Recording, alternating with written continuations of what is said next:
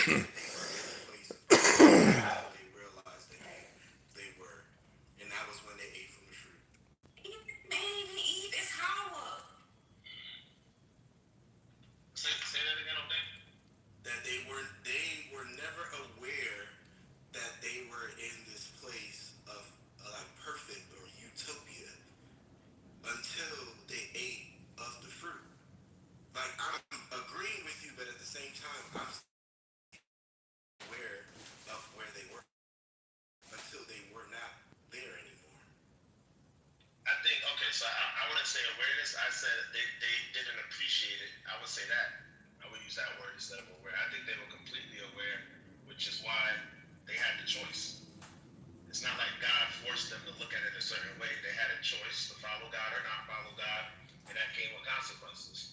And the knowledge of going against God is what's considered to be evil that they received from breaking God's commandment. It wasn't even necessarily about the fruit, right? The fruit is just an object to represent going against God's commandment. Yeah, they're obedient, and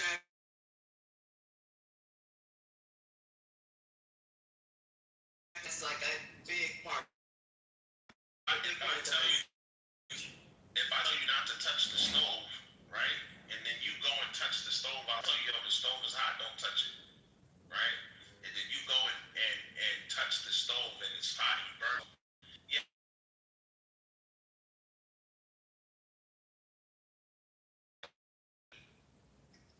But I also think that it is important to acknowledge the fact that they had nothing to compare where they were to.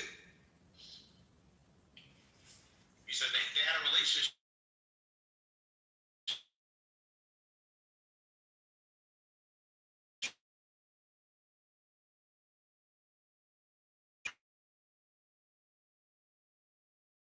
And so they compare it to. They knew that they were there. They didn't know what there was. That's all I was trying to say, Pure. Like, I know. I'm not going against what he's saying. I totally agree with what he's saying, but Two boys can definitely live in the same living room.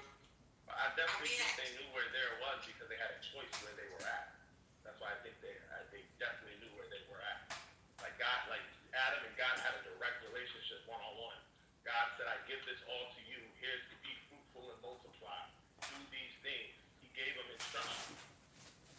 So to say that, oh, well, they didn't know where they were at, I think it just undermines the relationships that it was initially directly between the creator of everything and that one person.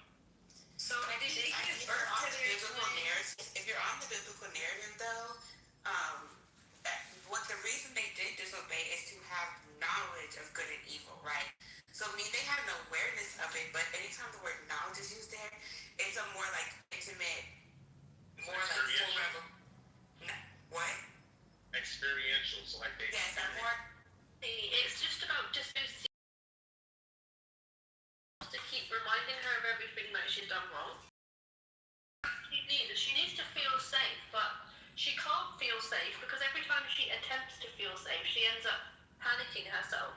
So she's in this constant state of like disorientation and dissociation, and it just never stops. That's why she is like this. So Danny, what would it take to actually make you feel safe and calm and at peace? Because for me, it took a woman like 20 years older than me to pin me down and kiss my forehead until I fell asleep. That's literally what it took to stop being traumatized. Maybe you just need some love that isn't necessarily sexual, but some kind of Jewish man with expendable income. How would that make you feel safe, though? Like emotionally? No kids, because I don't want to take money from anyone's dad. The grown ass woman. Daddy, I should function about it. Jesus to come save me. She can fucking behind that. Why? Well, Hades is angry because she's trying to take a mother and a son and That's not your business, Danny. And in regards to LOL, right? She's in America. People don't get married in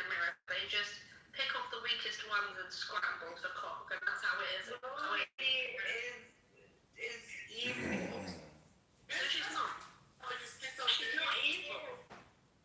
Okay, right. In your culture, Danny, in your Jewish culture, people get married. In Non's culture, they don't. And I'm sorry, lol. That is a horrible fucking thing to say. You can't say, I'm sorry, it's fun, but that's the way it is. No. That's the way it is, let's be real. That's why it's difficult. Okay, right. I'm a racist bitch, I get it. Shut the fuck up. I get it. Right. No worries. Well, I'm scrambling just like you are, because I'm past 30, so.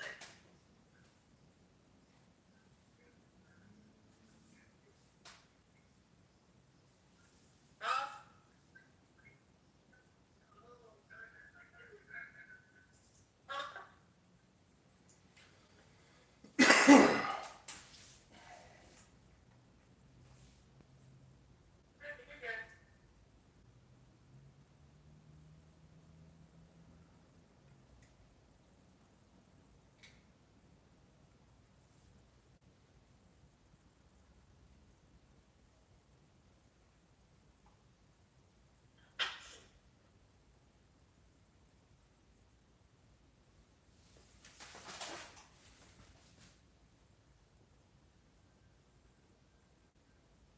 So I just know these kids when we were young, and I was this as fuck, but it used to be like Boys and Girls Club, Police Athletic League. It'd be like there was different stuff for like a lot of these kids, but you know, even like with just like team spots or like house parties or whatever, it seems like these kids because they're going to these like these public places. It's I don't know if they don't have enough to do. I know definitely parents engaged enough, but if the parents get in trouble, you know that they're gonna be like they're not gonna be taking L's for their kids or whatever, especially when they don't care what these kids do. They don't appear to care. So if they're getting hemmed up for it, then they will definitely probably stay on their kids about not putting them in jeopardy and getting in trouble. So. Yeah, funding for these programs that you're talking about has shriveled up. Like a lot of this funding has gone away under this administration for programs to keep these youth engaged in more productive ways. And then what happens too is like I say, we didn't have phones when we were coming up, right? We all agree, right? So these kids, they have phones. All it takes is about 2, 3, 4 influencers in that town or that part of the neighborhood, and they just all gather in different places, and that's where they meet up and do what they do, It's easy to mobilize quickly, in the digital world. That's a fact.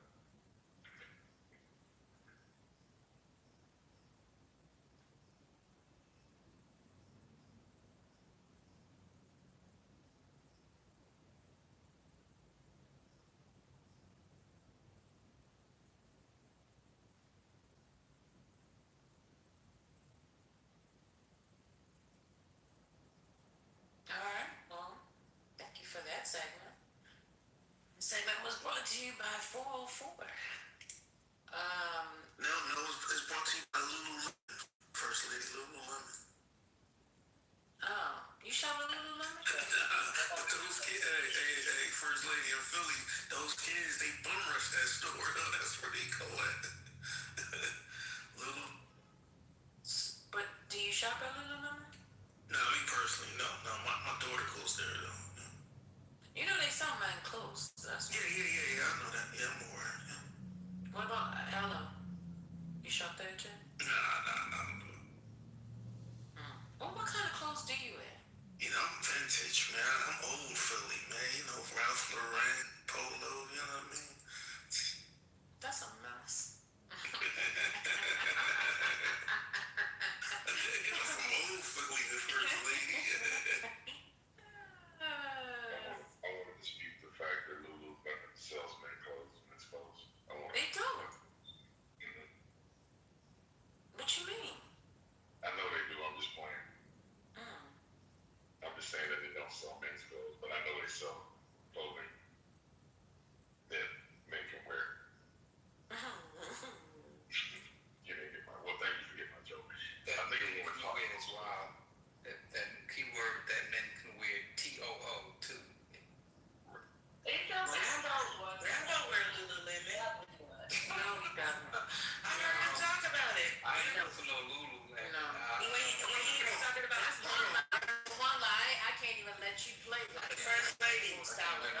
already. He was bragging about clothing and fashion, and he said he rocked the Lulu.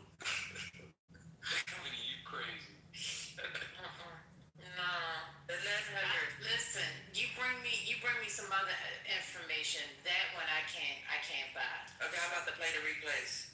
You can play the replay. You can show me the receipt. Yeah. All of the above. He is not a Lululemon man. He just doesn't think behind it. Now you tell me Buster Brown, yes, I would agree. But Lululemon, no, not Rainbow. But so Ralph Lauren for you, so what you wear, like jeans and a t-shirt, Ralph Lauren, or you wear the? I mix it up. I mix it up. Stay in that. I So stay you in gotta that. whisper when you talk. No, I'm sorry. First lady, Why do you do that? I stay in that low. Scary. I stay in that low. I stay in that low, first I lady. mix it up. I mean, it's too early to be talking like that. She's funny.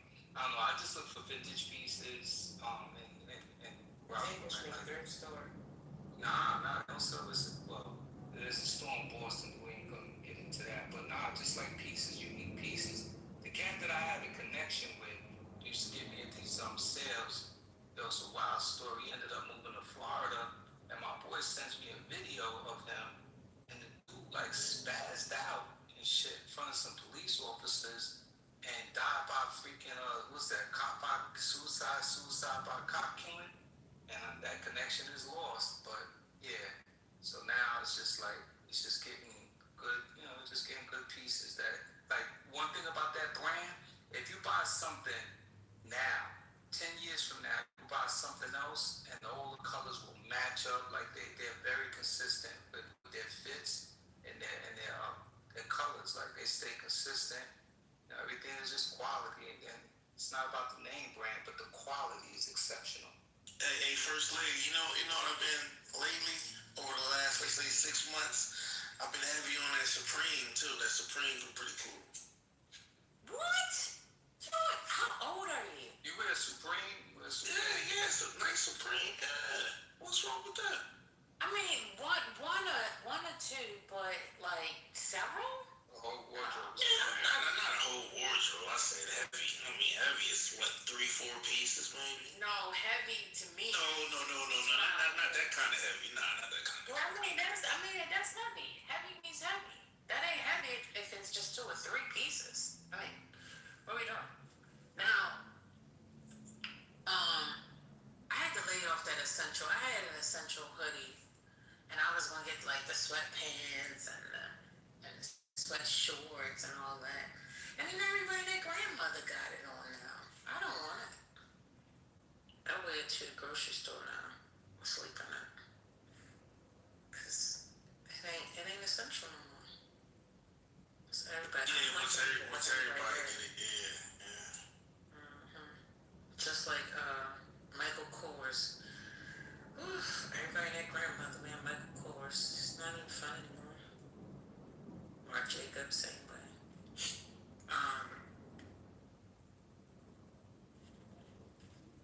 Shut up, Pinwell.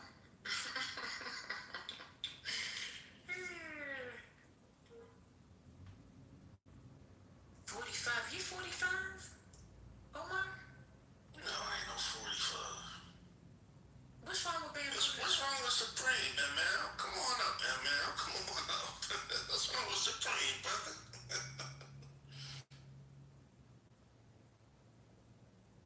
Oh, no, I ain't doing denim tears. My daughter wear denim tears. I ain't doing that. Oh, is that the ones that got like the big flowers? Yeah, the big flower, yeah. I like them. That's cute.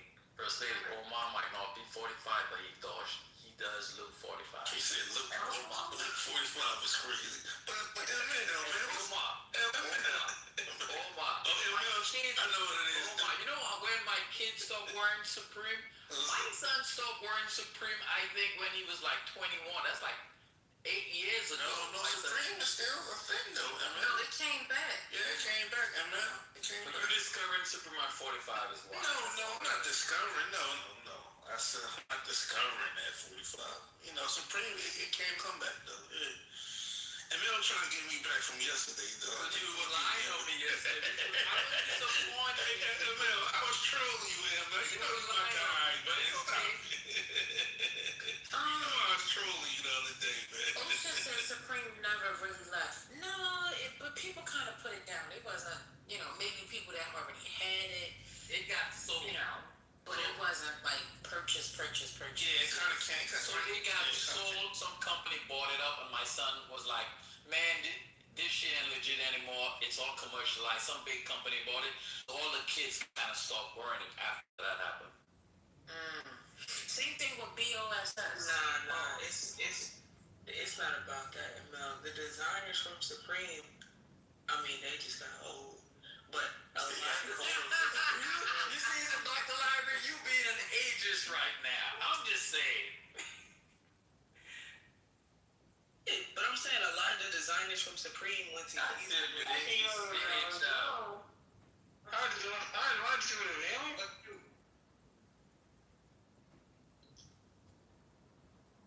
Yeah, A lot of them. but it was sold, but Yeezy when Yeezy started, but the dude from Denim Tears was the main black designer at Supreme. He left. Denim Tears. Yeah, but it made a little mini comeback, though. Emil, they got some nice little pieces out there. I mean, they can't really do nothing. I don't know. I feel like that whole wave was just. I never got Supreme because they rebranded a lot of things. Like when the Supreme. That's what I'm saying. That's their whole thing. Yeah, That's the album. all kids are like, man, Supreme Nikes. I'm like, this is the same basic Air Force One. What? Yeah, that's a fact. Yeah, I'm not into that, Emil. I'll with you on I that. agree with you on that one. Yeah, that shit ain't no history or lineage. Yo, That shit. my son went to a field trip, a school. He went abroad to Japan, and they literally tried to mob him in Japan because he was wearing Supreme. Like, this is how crazy the brand is over there. People were begging him to buy the sneakers off his feet and the clothes off his back because it was crazy. He was telling me.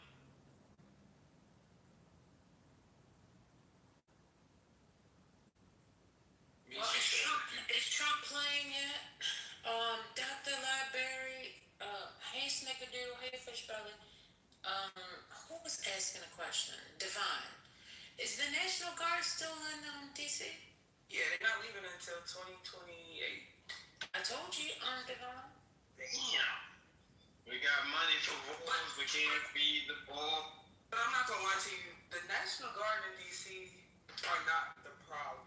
Like, so their advertising is the problem, but they don't do anything. Like, they can't. I don't know how to explain it. Like, the National Guard, they be like helping women carry their groceries and shit. You know what I'm saying? Like, I don't know, they patrol the streets, but I've never seen or heard of them getting in an altercation with anything. The real problem is that they talk about the National Guard team, which is true. Every federal agency has an increased presence. So, like, you'll see the DEA, like, patrolling DC.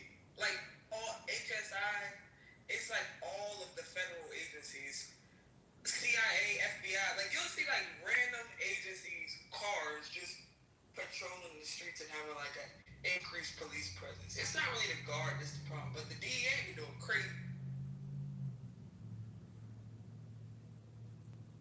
I have a war question.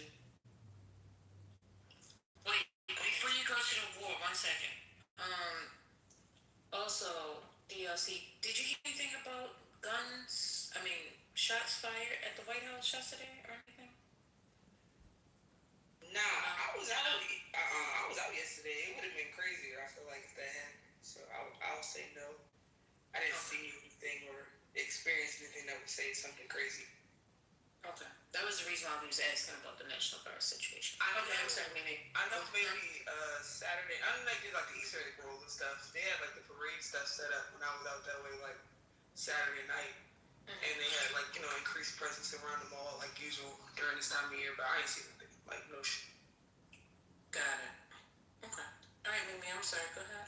So Trump at this Easter egg roll said that he was going to blow up bridges and power plants, and isn't that against the law because he's like attacking civilians? Isn't that War crimes. that nobody cares about. He already broke. He has already committed war crimes as far as many are concerned. They hit on the school, the children, with the girls. It's definitely war. He's admitting to getting ready to commit war crimes. Who gonna check him? But like, so if they do the same shit to us, like, who gonna check that? Like, you know what I'm saying? Like, why is he doing that? And it's crazy. What is the Easter egg on that? I compare it to an egg hunt. I don't know why they call it an egg roll. I know you know, man. Stop. Again, they are already targeting civilians. I may have said it wrong. I don't care, man. You know. It's an Easter egg roll. It's called the egg roll. That's what I only know it's called that. It is weird because when I was a kid, my mom got tickets for me and my little brother to go when Obama was in office, and we got this like purple commemorative eggs, and it's lined in green, and it says like Barack Obama Easter egg roll. That's the only reason it's called. Oh, that's cool. You got it for Obama. That must be a DC thing. Presidential thing. It's been for like but I've never been to like an Easter egg roll outside of the White House. I don't know what. I saw some kids fighting online over Easter eggs.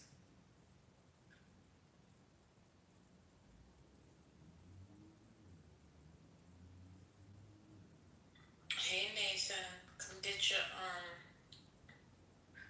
students. But yeah, they was fighting over the eggs. What happened? Like, you know, they were, you know how they let the little kids go first so they can get some eggs, and then the big kids come, and then the big kids ran over to where the little kids were at, and they got to just fighting eggs everywhere. It was a few of them like that. I'm like, oh, they should separate that Easter egg hunt, like one for little kids, one for big kids. Because the big kids they wrong, but the little kids is feisty. The one little girl pulled her big sister's hair, dragged her down. Eggs was everywhere. But this war is crazy. So how do they prepare for it? Like, Trump is telling them that he's gonna bomb them tomorrow. Is that like they stay inside, or how do they prepare for that? I mean, even with the detectives, they know that something's coming within a period of time. But I don't know in this particular case. But he gave them a specific time. He said 8 p.m. Eastern Standard Time. They have to respond. Why? He gave him a time. Like, here's the time for your death. Like, damn. First lady, today or tomorrow? Tonight? Tomorrow night. At 8 p.m. That's more than 48 hours though, because he issued it. The rhetoric is completely disconnected from negotiation, the rhetoric, whether we're going to bomb something or not bomb something, has nothing to do with what's actually happening. Civilian infrastructure bombings has been going on all along. Trump is speaking live right now if you guys want to listen to it. Yeah, I was just going to say that.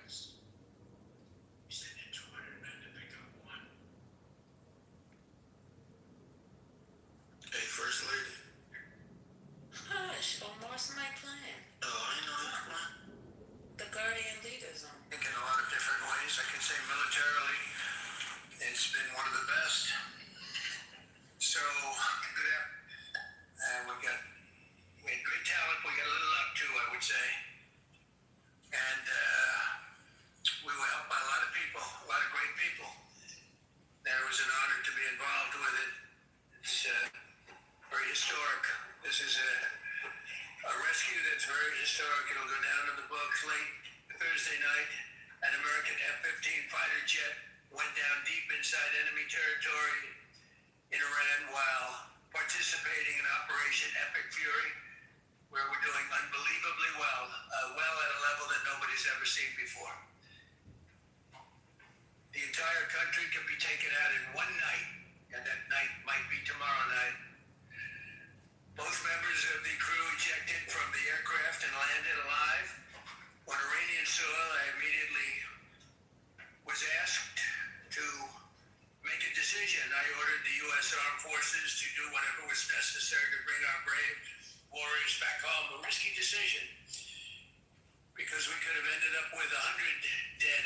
to one or two.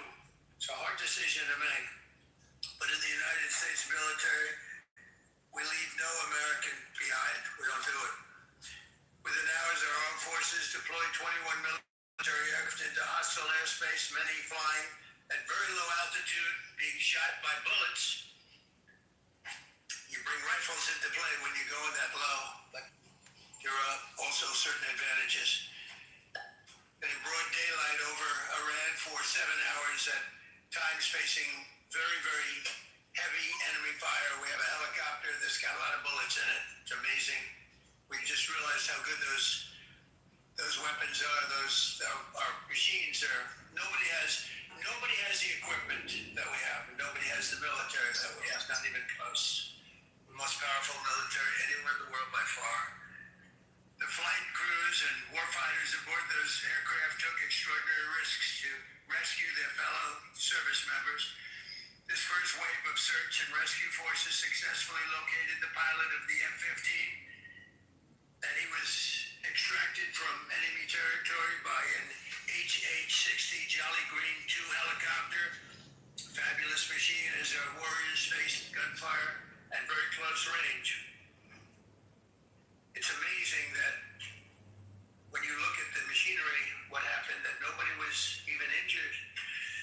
Meanwhile, the second crew member, weapons system officer, highly respected colonel, had landed a significant distance away from the pilot. When you're going at those speeds, even if you go out 2 or 3 seconds later, it's miles and miles away, because you're going fast.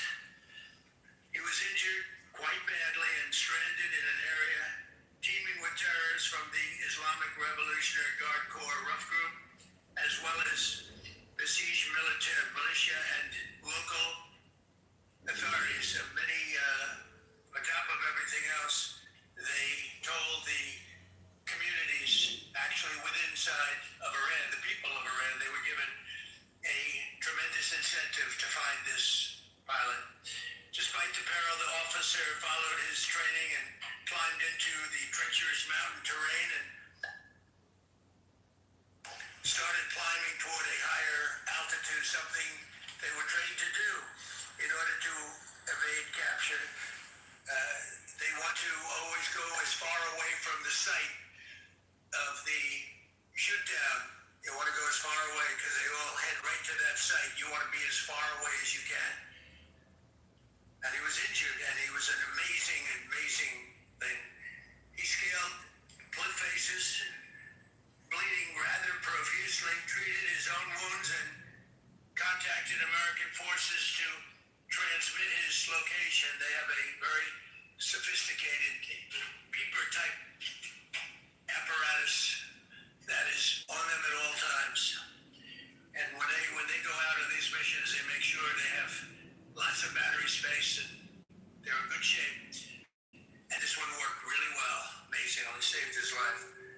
We immediately mobilized a massive operation to retrieve him from the mountain holdout. And he kept going higher and higher. The mountain kept getting rougher and rougher and really very, very hard to find.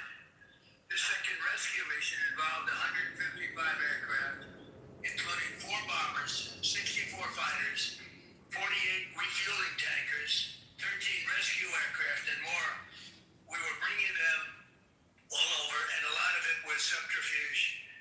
We wanted to have them think he was in a different location because they had a vast military force out there. Thousands of people were looking. So we wanted them to look in different areas, so we were scattered all over like we were right on top of them. We had 7 different locations where they thought, and they were very confused. They said, well, wait a minute, they've got groups here, they've got groups there. It's an amazing thing. I was listening to these great people, these great generals. General Raisin King was amazing. Pete Hegseth was amazing. When I listened to the whole thing, it was pretty amazing. So they had all these different sites where everybody thought he was located. We think we have him over there because they have 9 planes circling a little area that's 25 miles down the coast. So in a breathtaking show of skill and precision, lethality and force, America's military descended on the area.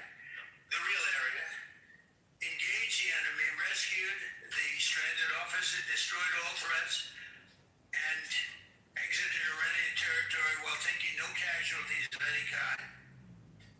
The heroic F-15 weapons system officer had evaded capture on the ground in Iran for almost 48 hours. That's a long time when you're tough shape and when you're bleeding.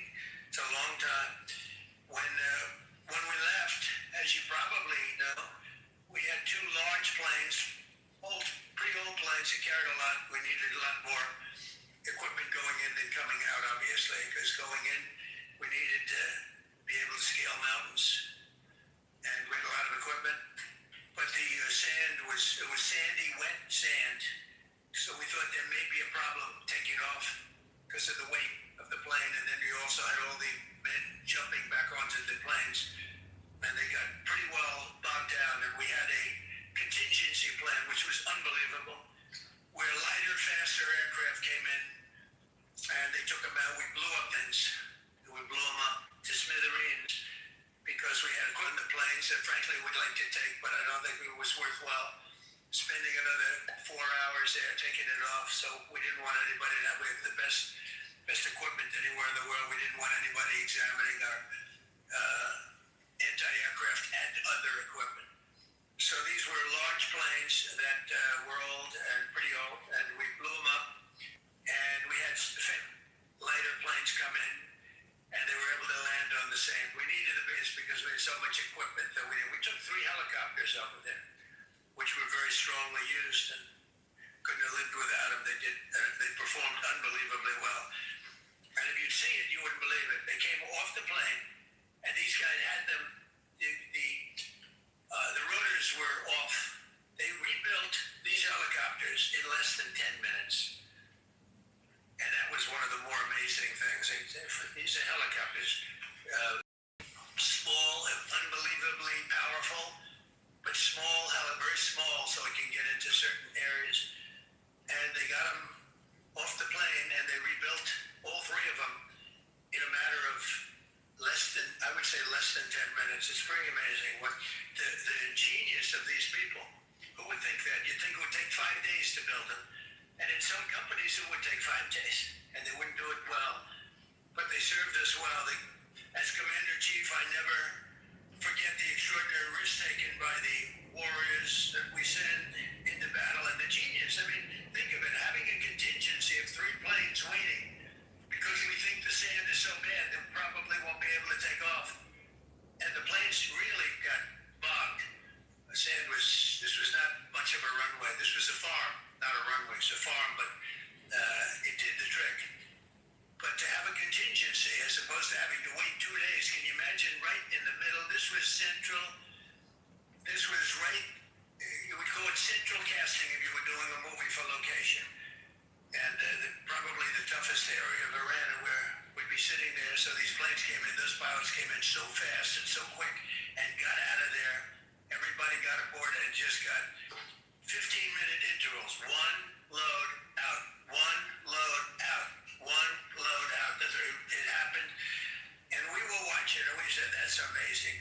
In many ways, I was almost more impressed by the contingency that we had than the fact that, if we would have had a runway or decent soil, but it was an amazing thing. But we thank God for every single one of them and the talent. The genius is not even talent, it's genius. It's the whole ball game, every one of them. If you look at what we did with Maduro, we went into a military compound, massive, with thousands and thousands of soldiers, and within a matter of minutes, and he lived behind iron doors. There were steel doors, broke them down so quickly, and within almost minutes, he was in the back of these planes. It's a similar group. Incredible. We have incredibly talented people. And if the time comes, we move heaven and earth to bring them home safely. We're going to bring our people home safely. I want to thank every member of the U.S. Armed Forces involved in these historic operations. They really were historic. It's just not something that's done. And you'd understand it. Not that they don't want to do it, but when you're going into areas, when you look at these helicopters, when you look at the amount of bullets and everything else that they took, when you go into these areas, you don't come out like we came out. God was watching us. Well, it was the Easter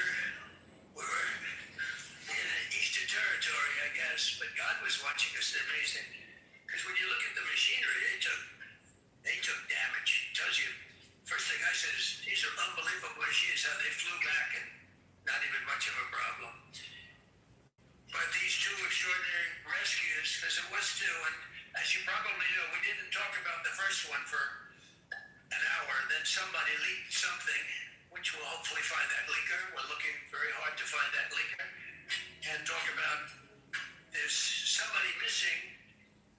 They basically said that we have one and there's somebody missing. Well, they didn't know there was somebody missing until this leaker gave the information. So whoever knew us, we think we'll be able to find it out because we're going to go to the media company that released it and we're going to say, national security, give it up or go to jail. And we know who, and you know who we're talking about. Because some things you can't do, because when they did that, all of a sudden, the entire country of Iran knew that there was a pilot that was somewhere on their land that was fighting for his life. And it also made it much more difficult for the pilots and for the people going in to search for him. All of a sudden, they know that there's somebody out there. They see all these planes coming in. It became a much more difficult operation because a leaker leaked that we have one, we've rescued one, but there's another one out there that we're trying to get.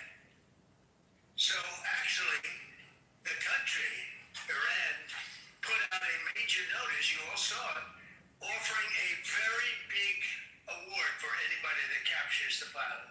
So in addition to a hostile, very talented, very good, very evil military, we had millions of people trying to get an award. So when you add that to it, but we have to find that leaker because that's a sick person. Probably didn't realize the extent of how bad it was. I can't imagine that person did. But we're going to find out. It's national security. And the person that did the story will go to jail if he doesn't say. And that doesn't last long. And I think everybody would understand it. They put this mission at great risk. They put that man at great risk, and they put the hundreds of people that went in looking for him. Because everyone now knows that we're going in. Over the past 37 days, America's armed forces have carried out more than 10,000 combat flights over Iran, unheard of, striking more than 13,000 targets. The F-15 we lost last week was the first manned aircraft down by the enemy in this entire operation with thousands and thousands of flights. They got lucky. It was a lucky hit. You know, eventually you get lucky. But we got lucky too because we got both of them back. But it's a record that is unparalleled in the history of military air operations. Nobody's ever seen anything like it. It's such an honor to be involved with it. We were up late at night, and then we were waiting for those contingent planes to come in, and we say, come on, let's go, get in, because they're waiting out on this farm without a runway with wet, crummy soil, sand, mostly sand, wet sand, and it eats planes alive. And we're waiting and we're saying, I hope that one can land and take off. And they came in like magic, boom, boom, boom, one after another. It was like genius. So impressed by that. Because we were a little concerned. We said, boy, if they don't get in and get up fast, we're sitting in them. And that's called Iran Prime, right, General? That's where the whole bet is. And here we are sitting there waiting for a plane. But they came in so fast and so hard, and these guys knew exactly what. Let's go, come on, get in, let's go, pwah. They came one right after another, not at the same time. They don't want to come at the same time. They had to come right after each other. They didn't have any room. There was barely any room to land. A tiny little patch of very wet earth and sand. So I'm so proud of the people that I have standing up here with me and many others at work. I mean, so many. Steve Woodcock's over here. He's doing fantastically. Jared Kushner. But the people that are here, the job they did is amazing. And I think I'm going to introduce the head of the CIA, and he is a man who, he's central casting, okay? If we cast a movie, he's going to play the head of the CIA. He's one of the, John Ratcliffe, he did a phenomenal job that night. He did something that I don't know if you talk about it. If you want, you can. I'm not sure you're supposed to. I'm not going to talk about it. But the CIA was very responsible for finding this little speck. It's like, they used an expression on one of the shows the general was talking about. It's like finding a needle in a haystack, finding this pilot. And the justified, in which case I'd have to put him in jail if he talks about it. And I don't want to put him in jail. He doesn't deserve that. So, John, you want to say a few words? Thank you. Thank you, Mr. President.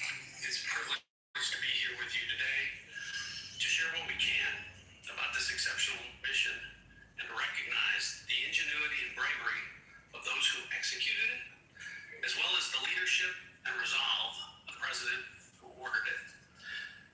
One thing that has been clear to me in this role is that the flawless military operations that the Department of War is known for are hostage to flawless intelligence.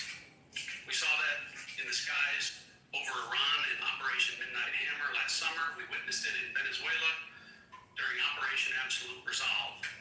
We've seen it against the cartels in the Western Hemisphere, and we're seeing it every day in Operation Epic Fury, including this mission to rescue an aviator buried deep behind enemy lines. Because it is the unique tradition of the U.S. Armed Forces that we leave no man or woman behind, this was a no-fail mission. That was the spirit in which the president put us to work, and we were determined not to let him down or our airmen down. As an agency, the CIA possesses unique capabilities that only the president can deploy. Some of these capabilities fall under covert action authorities, and because covert means exactly that, I'm not going to be able to tell you everything that you want to know. At the president's direction, we deployed both human assets and exquisite technologies that no other intelligence service in the world possesses to a daunting challenge, comparable to hunting for a single grain of sand in the middle of a desert. This was also a race against the clock, as it was critical that we locate the downed aviator as quickly as possible, while at the same time keeping our enemies misdirected. For that reason, in addition to the human and technical assets deployed by the president to find our airmen, CIA executed a deception campaign to confuse the Iranians who were desperately hunting for our airmen. On Saturday morning, we achieved our primary objective by finding and providing confirmation that one of America's best and bravest was alive and concealed in a mountain crevice, still invisible to the enemy, but not to the CIA. That confirmation was relayed by Secretary Hexet to the president, and the operation quickly moved to the execution phase. Following the successful exfiltration on Saturday night, our intelligence reflects that the Iranians were embarrassed and ultimately humiliated by the success of this audacious rescue mission. When the president asked me to lead the CIA, he made it clear: get back to basics, no politics, no agendas, tackle the hardest problems, and execute the toughest missions. This president is about results, and now that's what his CIA is about too. The professionals at the agency and at the Department of War deserve immense credit for their flawless execution during this daring mission. Their skill, creativity, and courage are unmatched on the battlefield wherever they step. But none of that matters, and all of that is wasted without a president with the political courage to put them into action. Mr. President, I've had the privilege of seeing you act with political courage in the best interest of the United States up close on a daily basis, and I'm grateful that this successful mission has given the American people a window into that as well. The Secretary and Chairman will tell you that our service members' confidence is boosted by a Commander-in-Chief who has their back the same way they have yours. And I know that the confidence of CIA's officers is boosted by the knowledge that their work is informing a president who's not afraid to make the hardest decisions when the stakes are highest. And to the American people, your confidence should be boosted by knowing that the security of the nation is in the hands of a president who's willing to take on problems that have confounded both sides of the political aisle for nearly half a century. It is an honor to serve under a leader who just proved that you can believe him when he says, no matter what, we will leave no one behind. We will come for you. Thank you.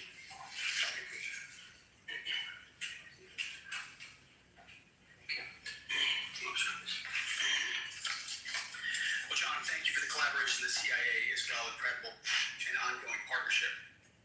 Ladies and gentlemen, fellow Americans, and especially the brave warriors in our armed forces, over this Easter weekend, the United States military has once again proved why we possess the greatest fighting force the world has ever known. In two extraordinary combat search and rescue operations deep inside enemy territory in Iran, our warriors executed missions of breathtaking skill and precision. When our warriors are unleashed, as this president has allowed them to be, they are unstoppable. When American airmen were down behind enemy lines, our forces and our president did not hesitate. Special operators supported by elite air crews and intelligence professionals moved swiftly and decisively into treacherous mountain terrain under the constant threat of Iranian forces closing in. Ultimately, it was an impotent Iranian threat. And today, as the CIA director mentioned, Iran's military, and we know this, is embarrassed and humiliated, and they should be.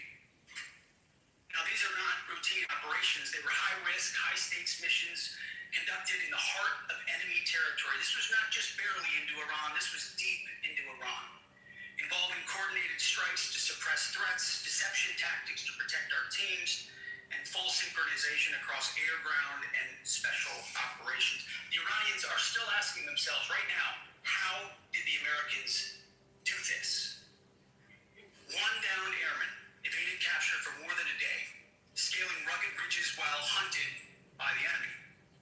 When he was finally able to activate his emergency transponder, his first message was simple, and it was powerful. He sent a message, God is good. In that moment of isolation and danger, his faith and fighting spirit shone through. He sat down on a Friday, Good Friday, hid a cave, a crevice, all of Saturday, and rescued on Sunday. Flown out of Iran as the sun was rising on Easter Sunday. A pilot reborn, all home and accounted for, a nation rejoicing. God is good. Despite incoming fire and unforgiving conditions, our troops brought every American home. No American lives were lost. We leave no man behind, and that is not luck. It's the result of unmatched training, superior technology, an unbreakable warrior ethos, and sheer grit. Our special operators, pilots, and support crews formed with near perfection under fire, and they were lethal. Just ask any Iranian soldier who dared attempt to get anywhere near that pilot before or during that mission. Death from above. Our troops turned a potential tragedy into a resounding demonstration of American resolve and capability. That's what Exodus in uniform looks like. But make no mistake about it, none of this would have been possible without the courageous leadership and ironclad determination of President Donald J. Trump. From the moment our airmen went down, President Trump made it clear we will leave no one behind. The first mission, the first of two, was an audacious daylight thunder run right up the middle. It was authorized in less than 2 hours from that pilot going down when we knew where he was. And it was authorized in the middle of the night, because anybody that's worked for this man knows he's up in the middle of the night. Authorized immediately, without hesitation, audaciously. The second mission, as soon as we knew where that pilot was, John was certainly helpful in that.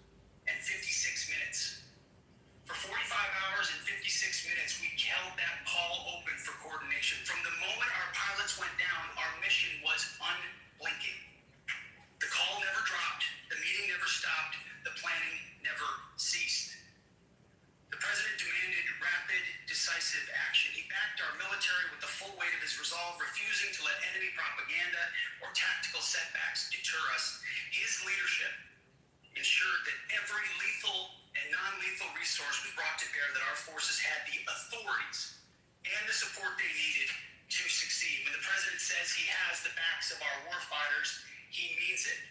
And it means a great deal, and it's a big difference on the battlefield. President Trump understands that peace through strength is not a slogan. It is a doctrine that saves American lives. His unwavering commitment to rebuilding our military and restoring the warrior spirit has paid dividends in missions just like this one. Under his command, America projects power with confidence and brings our people home with, and that continues today, by the way. Per the president's direction, today will be the largest volume of strikes since day one of this operation. Tomorrow, even more. And then Iran has a choice. Choose wisely, because this president does not play around. You can ask Soleimani, you can ask Maduro, you can ask Khomeini. To those heroes who planned and executed these rescues, your nation stands in awe. I stand in awe. The chairman stands in awe. We all stand in awe of your professionalism and bravery. We serve for you. Body, the very best of America. To the rescued airmen and their families, welcome home. Your courage and endurance, the quiet declaration of faith amid the storm, inspires us all. God is good every day. And to our adversaries watching from Tehran, let this be a cliche. The United States military will go anywhere, at any time, to protect our own and complete the mission. We execute with precision. We control the sky. You see, we flew for 7 hours in daylight over Iran to get the first pilot.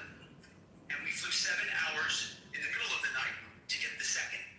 And Iran did nothing about it. We fight with honor, and under President Trump's leadership, we win. So God bless our troops, God bless President Trump, and God bless the United States of America. Thank you.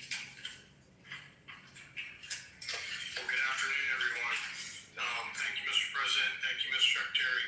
I know many of you want specific details in briefings. We will share what we can, but I will retain what I must in the event that we have to go do the end sometime. And I cannot stress the importance, as the President said, around operational security. The Secretary and I will do a more detailed briefing tomorrow morning, and we'll look forward to sharing the details that we can. On Thursday, 2 April at 10:10 p.m. Eastern Time, 4:40 in the morning, local Iran time, the Joint Personnel Recovery Center, which handles the Central Command area of responsibility, declared an isolated personnel recovery event for U.S. Air Force F-15E Strike Eagle, call sign Dude 44, which was down in hostile Iranian territory. The pilot and weapons system officer had both safely ejected and were isolated behind enemy lines. Following confirmation of active rescue beacons and on the direction of the Secretary and by order of the President, a rescue operation was launched with the stated purpose of bringing both Americans home safely.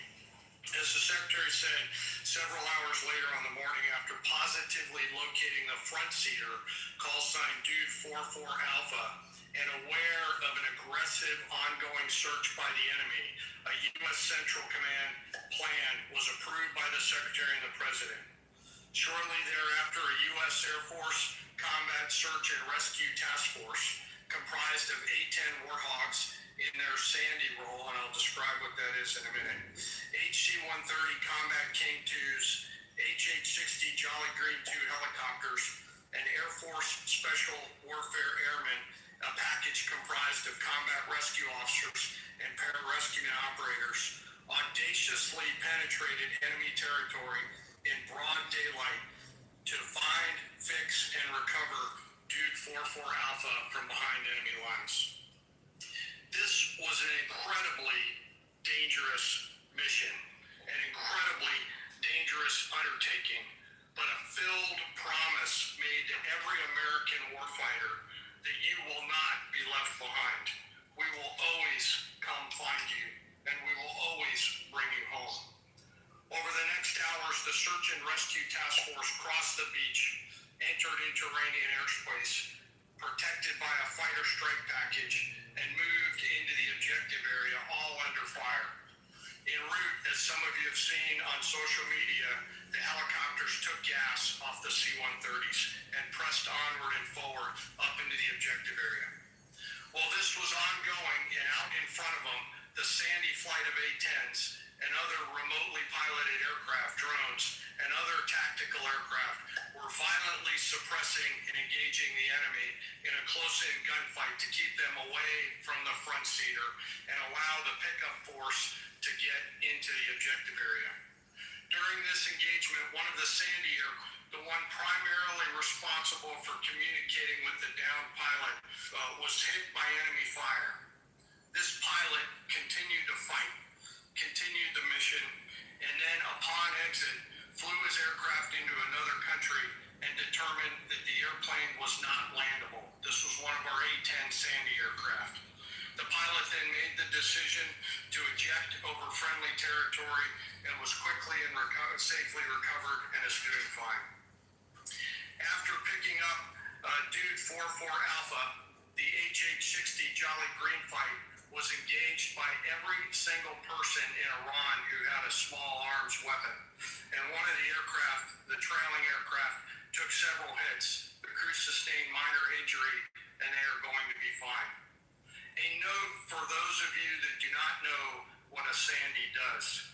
Named after the flight call sign that did this very mission in Vietnam, flying A-1 Sky Raiders and A-7 Corsairs, a Sandy has one mission: get to the survivor, bring the rescue force forward, and put themselves between that survivor on the ground and the enemy. They are committed to this. This is what they live for, and this is what they've trained for over many, many years. The A-10 force and the rescue force did a fantastic job rescuing Dude 44 Alpha.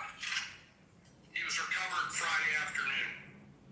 As I said, and the nation needs to know this, this was an incredibly brave and courageous mission, and a testament to the courage, skill, and tenacity of the joint force and our leaders, and especially a daylight option. Having the guts to try means so much to so many. Meanwhile, the backseater, as the President and the Secretary have said, had continued to work and survive. Through the hours of daylight, Dude 44 Bravo, the backseater, evaded. Using every means available, the efforts of the United States military, the Central Intelligence Agency, and others were attempting to find and locate with precision Dude 44 Bravo, the backseater. A note on the backseater and the front seater. The single most important contributor to a successful rescue operation is the spirit of attack in part of that downed aviator. Their will to survive, will to evade, their will to recover is everything. In this case, the backseater's absolute commitment to surviving made much of our efforts possible. On Saturday, 4 April, after establishing positive communications with the backseater, we learned, as the President said, that he was injured and actively evading enemy forces. And thanks to our interagency partners, we were able to get eyes on his location and quickly ID him. Throughout this entire time, the enemy continued to search for 44 Bravo, and the joint force continued to strike them over and over and over again. Fighting off marginal weather Iran and the enemy's search for a second time on Saturday, at the recommendation of CENTCOM Commander and at the approval of the Secretary and the President, we launched a rescue task force to recover Dude 44 Bravo. Again, this came to the President and the Secretary for approval, this time with a much larger force package based on the time that the enemy had to prepare to find 44 Bravo. Again, this force was protected by A-10 Warthogs using the Sandy call sign. And this force had one single mission: do everything they can to bring it home. This meant having a plan, being prepared to execute that plan, and, more importantly, being prepared for multiple, simultaneous contingencies. And because of this force's professionalism, grit, and determination fight off two enemies at the same time. The enemy searching for 4-4 Bravo and contingency, which anyone who has done these types of missions knows we run into every single time. The force fought off both of those enemies incredibly well. During the period of darkness on Saturday, and as the Secretary said, into Easter Sunday and into the daylight, the force fought its way in and rescued Dude 4-4 Bravo. They were protected overhead by an air armada, including tactical drones, strike aircraft, and others. The force fought through multiple simultaneous contingencies, something no other nation, no other military can do, and safely returned Dude 4-4 Bravo, the backseater, home, and all other Americans home as well. At midnight 12 local Eastern time, Easter Sunday, more than 50 hours after the start of this operation, the Joint Personnel Recovery Center declared Dude 4-4 Bravo, both the front and backseater, returned to friendly territory. The courage demonstrated by both the pilot and the weapons system officer while isolated and them invading the enemy cannot be overstated. Their grit and warfighting tenacity is a direct result of the absolute trust they have in our rescue forces, their training, and their will to survive and return. They always knew that we would be ordered to go get them, and they always knew that we would be coming to get them. These two operations reflect our nation's most sacred obligation to our military service members. We leave no one behind, bless you. It also perfectly captures the first truth of our special operations forces, that people are more important than hardware. That is the standard we live by, and the rescue forces that execute these missions operate under a clear motto: these things we do that others may live. Their actions were a direct embodiment of that commitment to others, and I could not be more proud of each and every one of them today.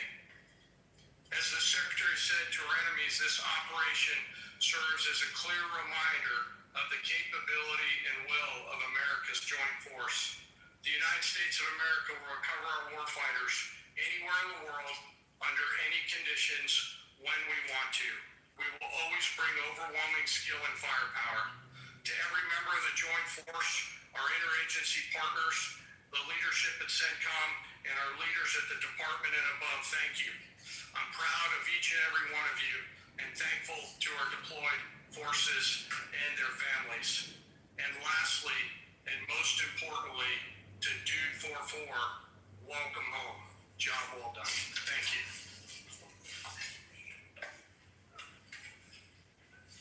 Pretty amazing. Pretty amazing. And these two gentlemen have been, from day one, they've been perfect. I got to know General Kane in my first term because he was able to take out ISIS instead of the 4-year projection that was given to me by much lesser generals. I said, if I ever do this again, that's going to be the head of my Joint Chiefs of Staff. And we worked with that way. It's amazing. He took out ISIS. We defeated ISIS in 4 weeks. I would take 4 years. I flew to Iraq to find out with the greatest equipment in the world why would it take 4 years. And he told me, sir, it won't. It'll take 4 weeks and you'll have time left over. And that's exactly what happened. So he's great at Pete. All I can say is that he was treated very unfairly. And now those same people that treated him unfairly, that fought against him, they call me, what a great choice he was. They said, well, what happened, his nomination, what happened to you? I'm sorry, people that were not for him, senators, friends of mine, sir, I don't think you're doing the right thing. Now they're calling me up, what a choice. These two guys are fantastic. And John Ratcliffe was incredible. It was actually their genius that called us from 40 miles away, and he said, we're seeing something moving up in the mountain. This is at night. And they kept the camera on him for 45 minutes. He wasn't moving, and they said,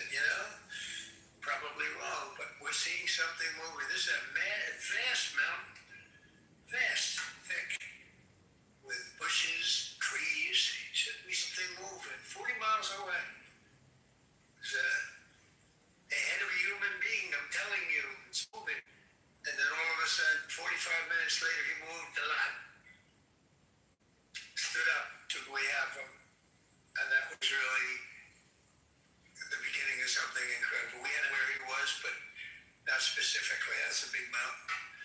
So I want to thank the CIA too. I don't think they get enough credit for the great job they've done. Yes, please. Thank you very much, President, for this great opportunity.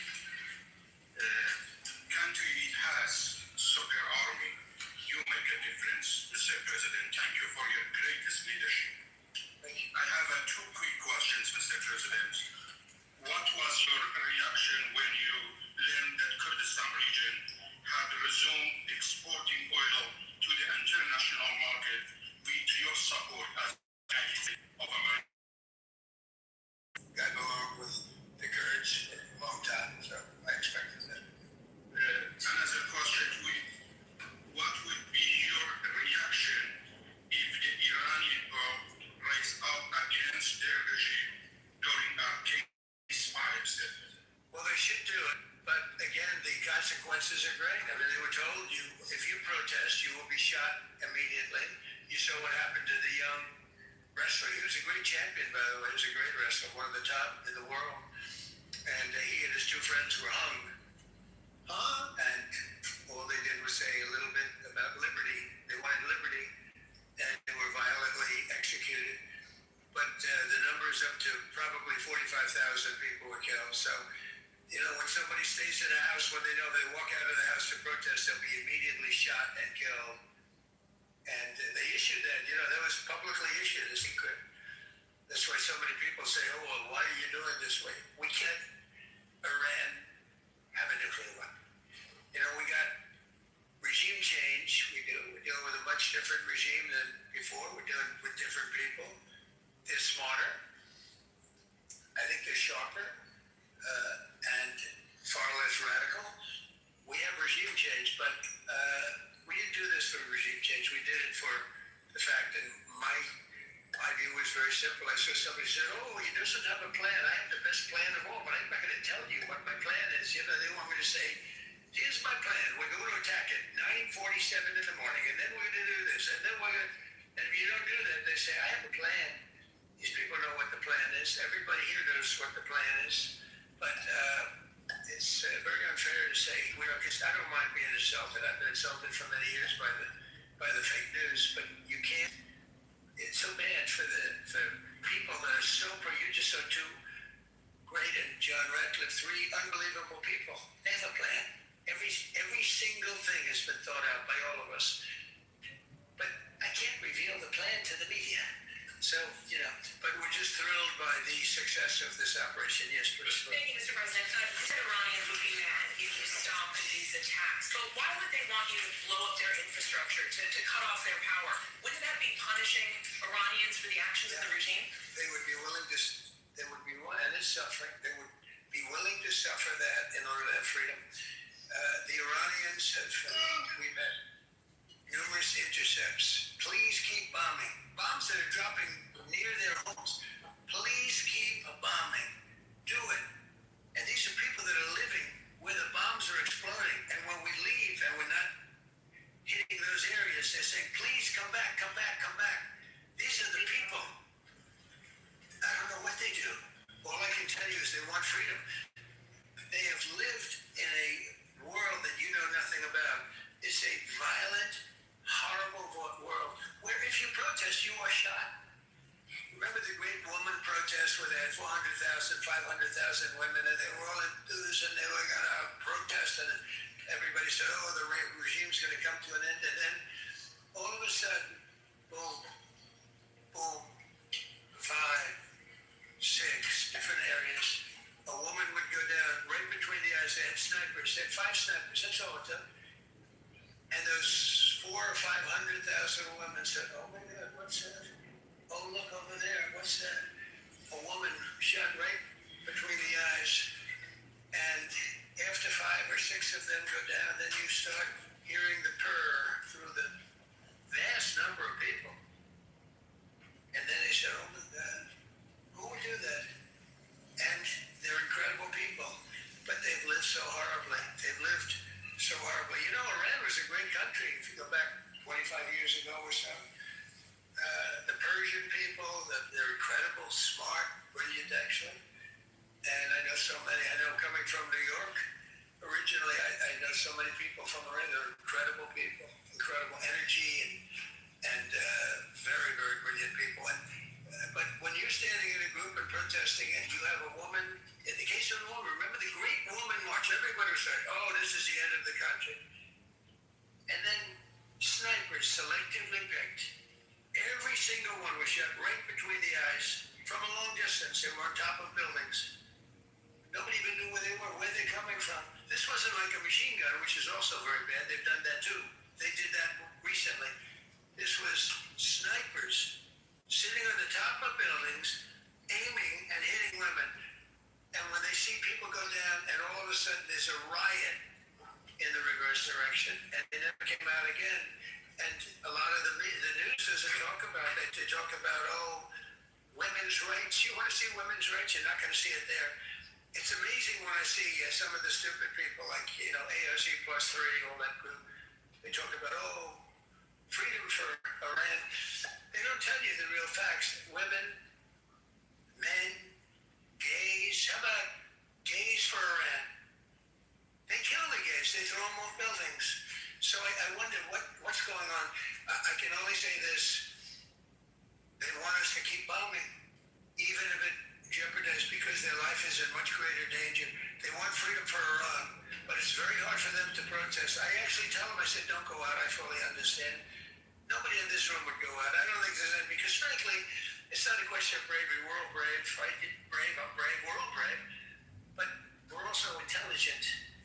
If you have people shooting at you, expert shots with the best rifles you can get, and hitting you right between the eyes every single time, and you're looking here, and you're seeing, and you're looking here, you're out of there. I don't care who.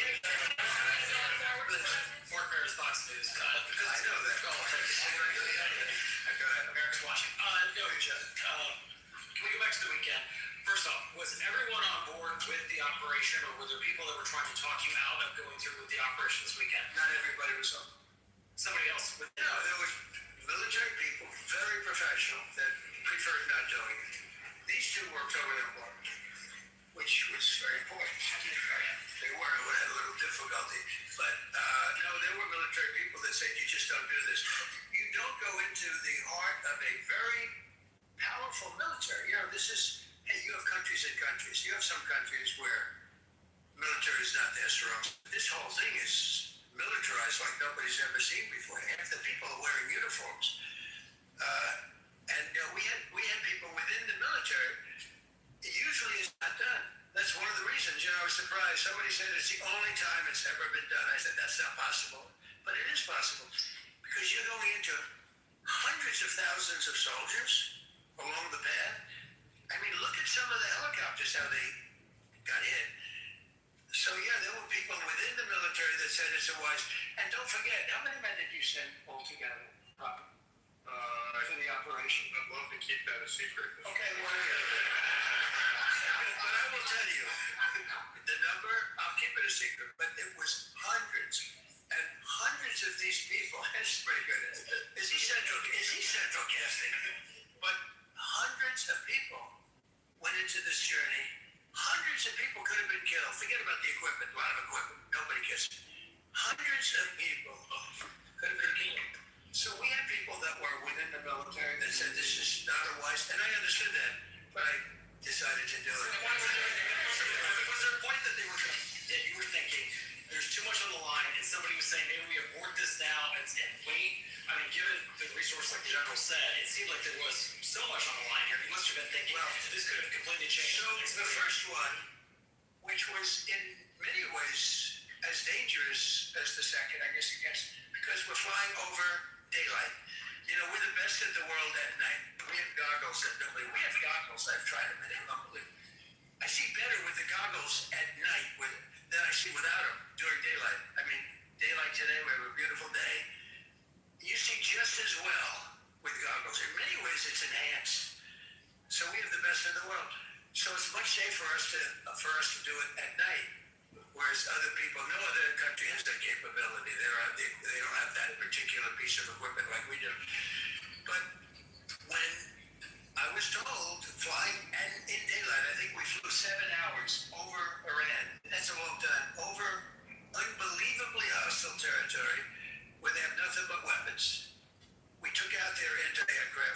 great.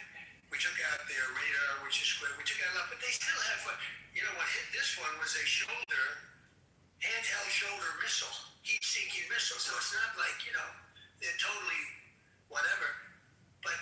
And they had probably a little luck, because you got to get lucky. But they shot it, and it got sucked in right by the engine. But these guys were out of there. They were great. Their timing was great. But no, I was told that this is a very dangerous mission. I understood. They didn't say it's a foolish mission. They said, we're going to be sacrificing hundreds of people to do this. You have tankers that are flying over this area so that the flight was so long, they had to refuel. It's a very dangerous mission. I just felt it was worth it. If you would have told me that we would have been successful, gotten both, and nobody was even essentially injured, I would have said that would be impossible. Yeah, President, thank you very much. Thank you, sir. I'll come back to you. Okay, Given that you are now dealing, you say, with a more reasonable, less extreme leadership in Iran, what does that mean for the protesters, for the human rights movement in that country after this conflict? What's your expectation? Yeah, if they assume control, if we do something and they assume control, I think it's very positive, a big step. I don't think you see the radicalization that you have seen in the last. Look what happened. Women are being executed because they're not properly clothed. They say they're not properly clothed, and they execute the women. They shoot them right on the street. No, you have a much different group of people. Now, I'm not saying we are dealing with them. Essentially, they have till 8 o'clock tomorrow night Eastern time. But we are dealing with them. I think it's going well. Mr. Witkoff is here. JD's involved in the dealing. Mr. Witkoff is sitting right here, and I think it's going fine, but we'll have to see. You have to understand, we've been dealing with these people for 47 years. I'm standing here with a much more powerful Iran as of a month ago, not anymore. Right now, they are decapitated. But I'm standing here a month ago with a much more powerful Iran than it was at any point during 47 years. This should have been handled by 7 presidents, a lot of presidents. And those presidents are saying now, every one of their friends, we should have done this a long time ago. So it's not so. It's very dangerous, and we're getting them at the height of their strength. If I didn't terminate the Barack Hussein Obama Iran nuclear deal, they would have had don't forget, that was a path to a nuclear weapon. Remember this. He chose Iran over, pure and simple. How Israel can vote for a Democrat is, if you're Jewish in New York City or any place else in this country, and how you can vote for a Democrat is unbelievable, because he chose Iran, a very hostile Iran. Remember when he filled up a 757 with cash, billions of dollars of cash, and he sent it over to them. Then they gave him tens of billions of dollars. He chose Iran over Israel, and really the Arab world, if you look, because, the other, Saudi Arabia, Qatar, UAE, you take a look. I can add Kuwait, and I can add Bahrain, and you can add others. He chose such an unlikely candidate. Nobody could believe it. Frankly, if you're going to choose between Iraq and Iran, he should have befriended Iraq. He went in the exact opposite direction of all thinking, and he made a terrible mistake. But that was a road to a nuclear weapon. He terminated that. Everyone said, we terminated it. It was one of the best things we ever did, because he had a road to a nuclear. It was a very short-term deal. Countries don't 10-year deals. Countries do hundreds of years. You don't do a 10-year deal. For a country, this isn't, you're a landlord and you're renting a store on a certain street, and you give somebody a 5-year or a 10-year lease. This is a country. It was a short-term deal. It was ready to expire. I terminated it before it expired. It took a lot of heat, and it was one of the best things ever, because he would have had a nuclear weapon. Then he would have had another nuclear weapon. Had those beautiful B-2 bombers not gone in 8 months ago and obliterated that set. And by the way, the word is obliteration. CNN said maybe it wasn't complete. It was so complete that they still haven't been able to get it. It was obliteration. But if we didn't hit them, that was a courageous decision too, because all those planes flying in at night, with very little cover, unbelievable stealth planes, and they were able to do their job. If we didn't do that, Iran would have had a nuclear weapon at a high level, either one of those two instances. And if they did, in my opinion, I told this to Bibi Netanyahu yesterday, Israel would have been extinguished. Large portions of the Middle East would have been extinguished, whether it's Saudi Arabia, Qatar, UAE, or others. And you saw that with thousands of missiles raining down on them. They didn't think that would be it. They thought they'd be watching us fight. And all of a sudden, UAE got hit by 1,500 missiles. He would have taken them out also. And they were powerful. If I didn't come along and terminate the Obama deal, which was terrible, the Iran nuclear deal was a road to a nuclear weapon, a big one, unlimited, legally. I terminated it without even much thought. It was so easy. I terminated that, and then the B-2 bombers. And I did one other thing. I had killed Qassem Soleimani, who was an evil genius. And the reason I did it, I heard he was going to knock out 5 of our military bases. And he lived, I believe we'd be fighting perhaps a different Iran now, because he's never been replaced, you know. And I did one other, but this one was not picked up. Osama bin Laden.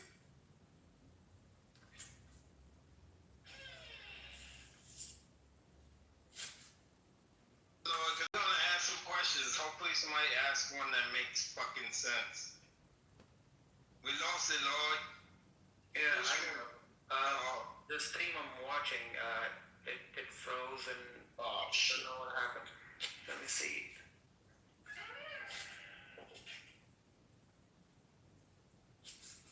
Let me see if I can find another one here.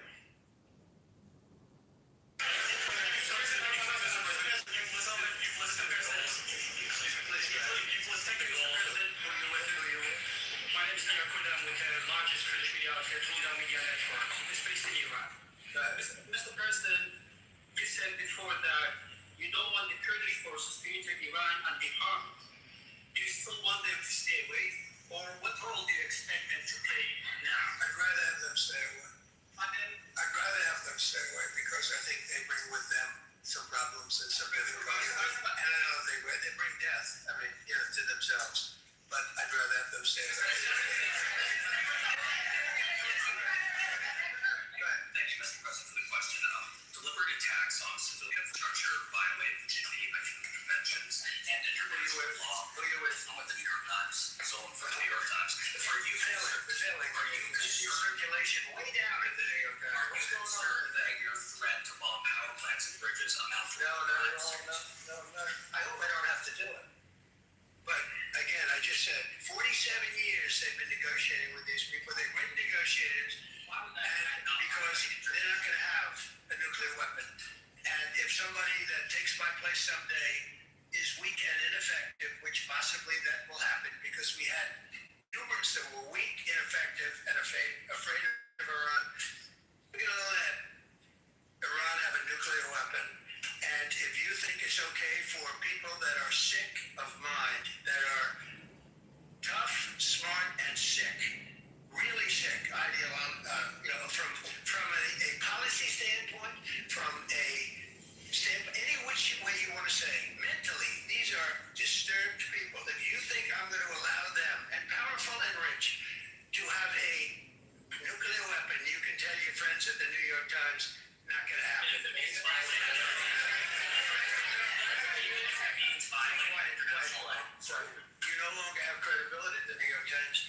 Because the New York Times said, Trump will win the election, and I won in a landslide. I won every swing state. New York Times said, Trump won't win the election. New York Times has no credibility. The credibility they have is it used to be all the news print. The old gray lady, it was great, but they're running on past fumes, and you can't keep doing that.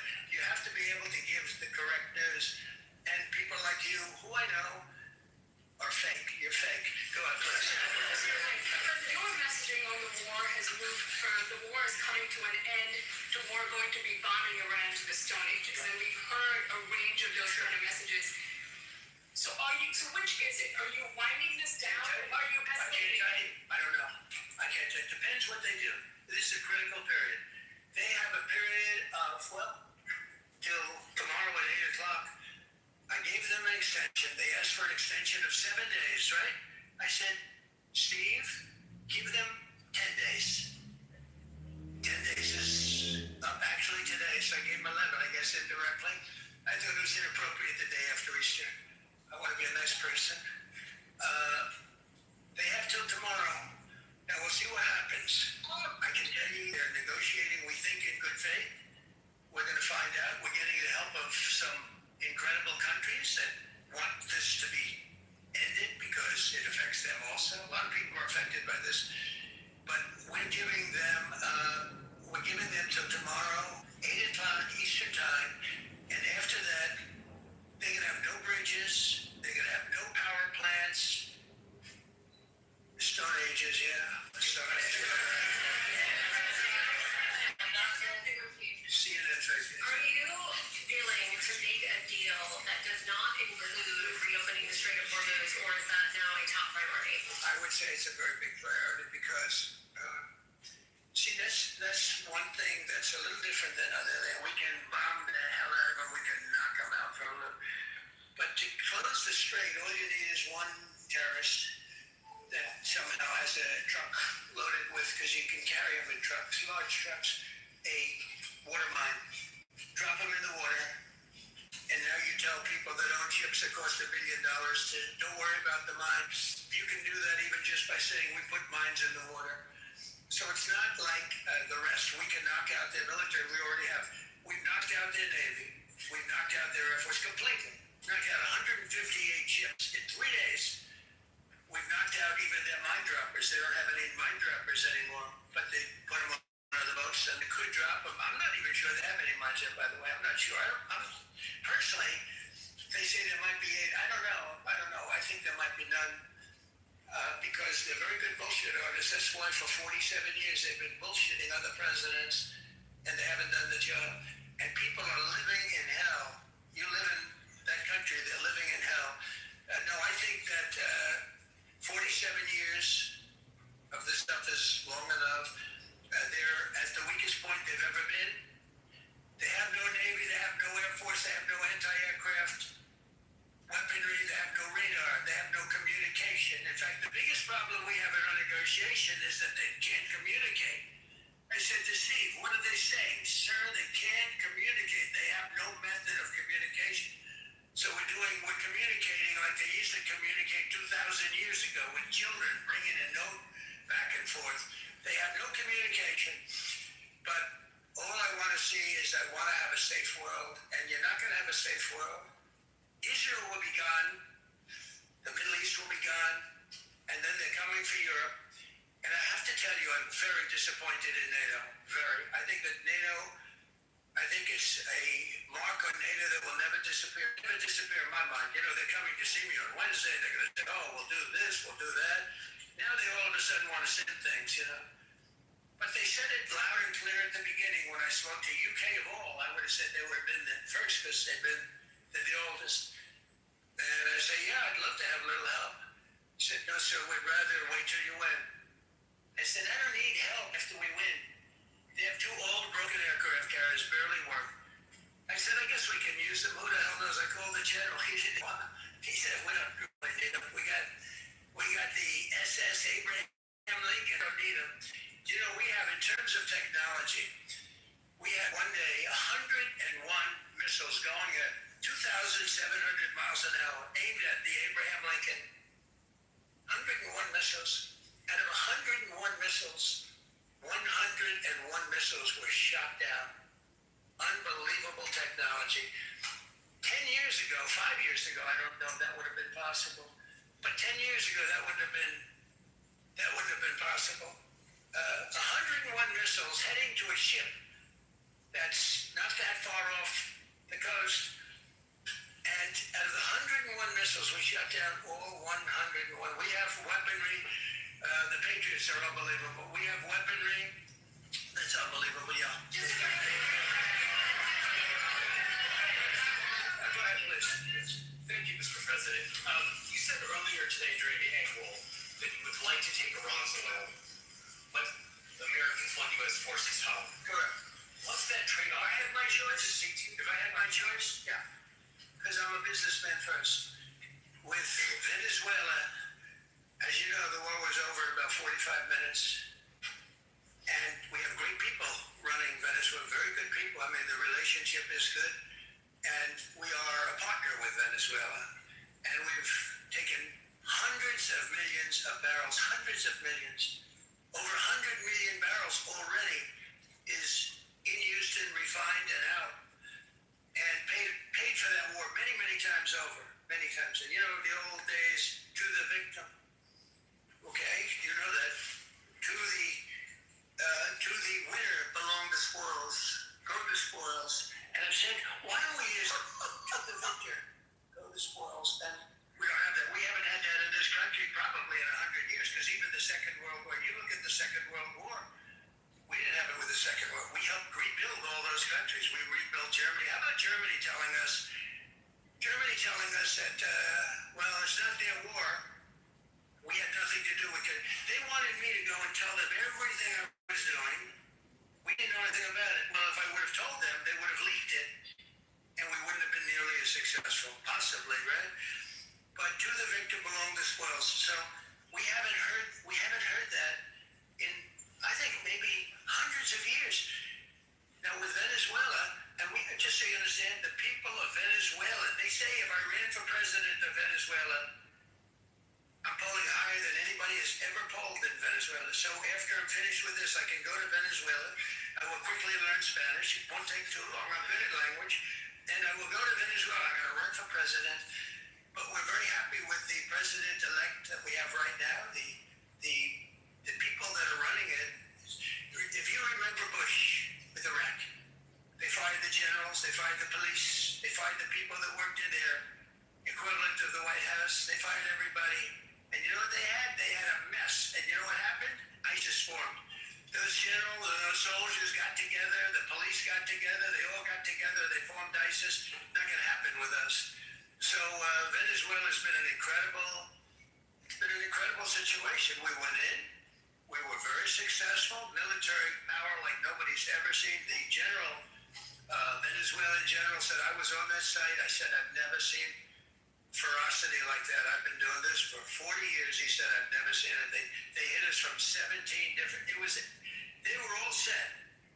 They saw that big, beautiful aircraft carrier, the Ford in that case, and planes were pouring off it at 1 o'clock in the morning. So typically when you see that late at night, you know, you could be in trouble, right? And we were all ready. They had their equipment, it was Russian. And they had Chinese equipment. It was all set. They were going to give us a fight. He said, and then they came at speeds like we've never seen. And they came at 17 different angles. The general and his people, that was a lot of angles. From every angle, he said, we knew it was over in 3 minutes. We were waiting for them. Their equipment didn't work. And there's a reason it didn't work. Someday we'll explain that to people. They pressed the button, nothing happened. They pressed it again and again, nothing happened. And he said, we knew this whole thing was over in 3 minutes. We've never seen any, he used the word ferocity. The ferocity of these planes from 17 different angles, and it was over. They went inside, and remember, that was on a military base with thousands of soldiers. And those soldiers looked and they said, get the hell out of here. Thousands, we didn't have thousands, we had like 200 people. So, we have a great military, and I'll tell you what, somehow this rescue captured the world's attention, more so than, you're talking about 2 people, but this rescue captured the world's attention, but we did it in Venezuela. That was amazing, and now we have a very bad man in prison and going to trial. I mean, he released, aside from the drugs, which he was terrible, Maduro released hundreds of thousands of people from jails into our country.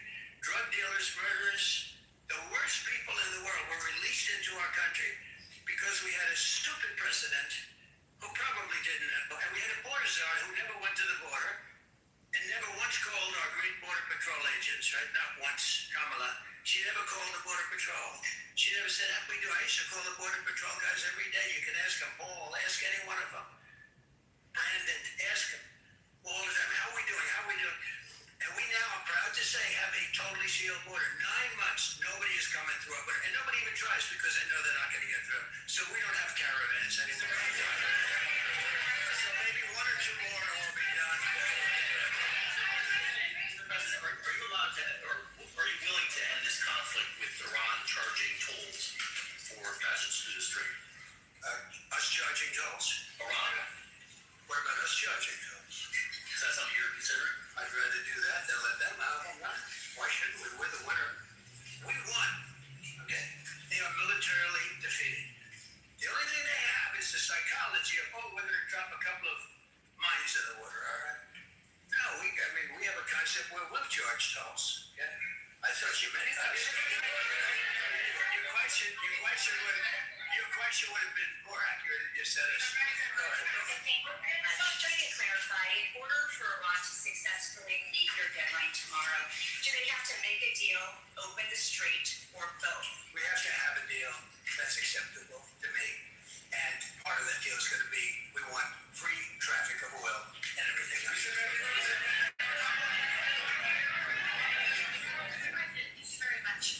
You said glory be to God in this conflict. Do you believe that God supports the United States actions in this? I do it because God is good. Because God is good, and God wants to see people taken care of. God doesn't like what's happening.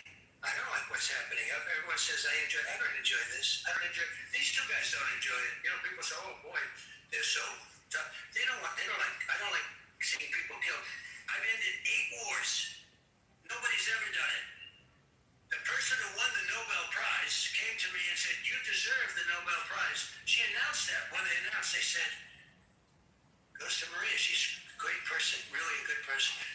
She said, no. This is ridiculous.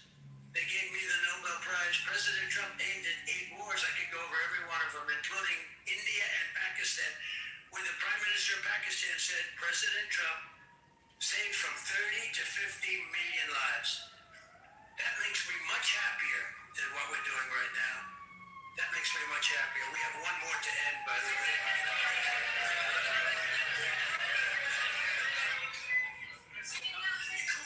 Yesterday at your Truth Social, you called the Iranians crazy bastards. True.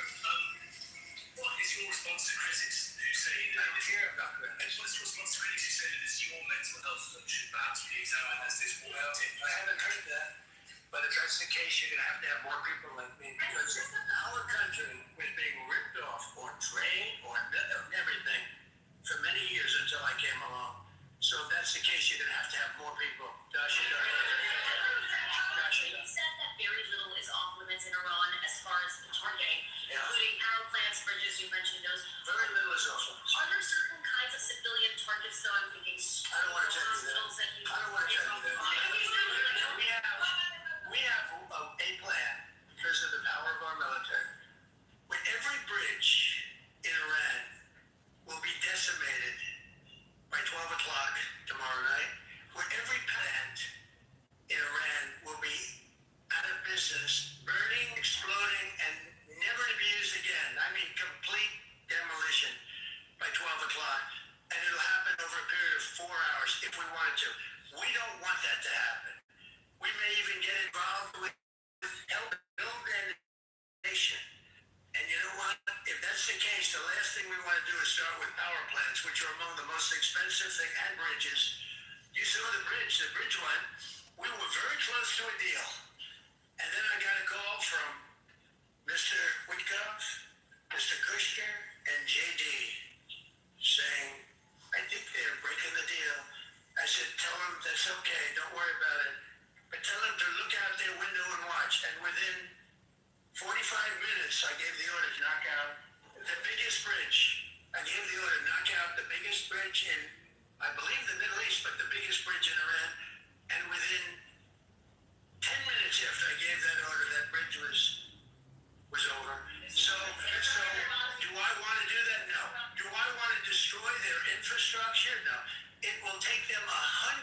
to rebuild. Right now, if we left today, it would take them 20 years to rebuild their country, and it would never be as good as it was. And the only way they're going to be able to rebuild their country is to utilize the genius of the United States of America. Displeasure with NATO in the past. Is there a danger to the U.S. not being the de facto of the leader of the alliance, and then other powers within the alliance then getting the decision making when it comes to wars and nuclear weapons? No, it's not a danger. NATO's, look, we went to NATO. I didn't ask very strongly. I just said, hey, if you want to help, right? No, we will not help. I said, that's all right. You don't want to help? Because I've always said NATO's a paper tiger. See, NATO is a paper tiger. Putin's not afraid of NATO. Putin's afraid of us, very afraid of us. And he's explained it to me a lot of times. I got to know him very well. NATO's a paper tiger. NATO is us. And when we needed them, but we didn't need them, by the way. We didn't need them, obviously, because they haven't helped at all. Just the opposite. They've actually gone out of their way not to help. They didn't even want to give us landing strips. Think of it. It's not just NATO. You know who else didn't help us? South Korea didn't help us. You know who else didn't help us? Australia didn't help us. You know who else didn't help us? Japan. We got 50,000 soldiers in Japan to protect them from North Korea. We have 25,000 soldiers in South Korea to protect us from Kim Jong-un, who I get along with very well, as you know. You notice he said very nice things about me. He used to call mentally retarded person, okay? So don't tell me about Joe Biden. He said to Joe Biden was terrible. But to me, he likes him. And how nice things are with North Korea. Very nice. But we have 4 soldiers in harm's way, and right next to Kim Jong-un with a lot of nuclear weapons. 45, which should have never happened if a certain president, I'm not going to mention this president because I happen to like him, believe it or not, but if a certain president did his job, Kim Jong-un would not have nuclear weapons right now. But they were all afraid to do their job properly. But just to conclude and just to finish, Japan didn't help us, Australia didn't help us, South Korea didn't help us, and then you get to NATO, NATO didn't help us. There were some countries that did. Now, countries that have been good, now you could also say they're got to be a little bit more involved because they're in the territory, but Saudi Arabia's been excellent, Qatar's been excellent, UAE has been excellent, Bahrain, Kuwait. I mean, Kuwait did shoot 3 of our planes. The only planes, really, that we lost with friendly fire, they call it. I call it unfriendly fire. They unfortunately didn't know how to use our great Patriots. The pilots said, what kind of a missile's coming at us? Patriot. Boom. They got out.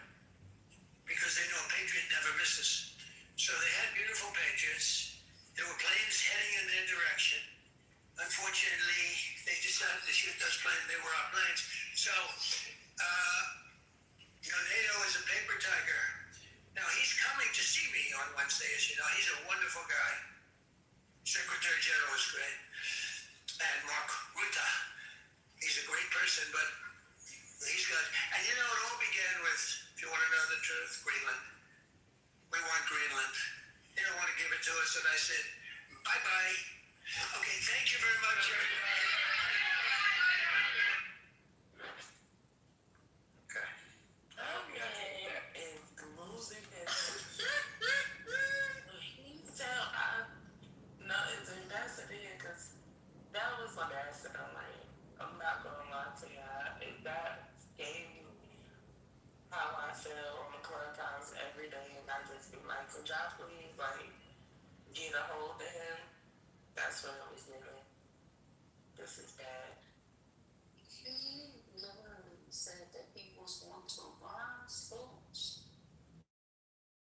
So to be the of Venezuela. Did y'all miss that? America! The quote of the day is, please keep bombing us. Please keep bombing us. I'm going. Yo, you know what's so crazy? He said that either it was a prepared question or he is a very creative man where he came up with that shit on the fucking fly. It had to be, planned because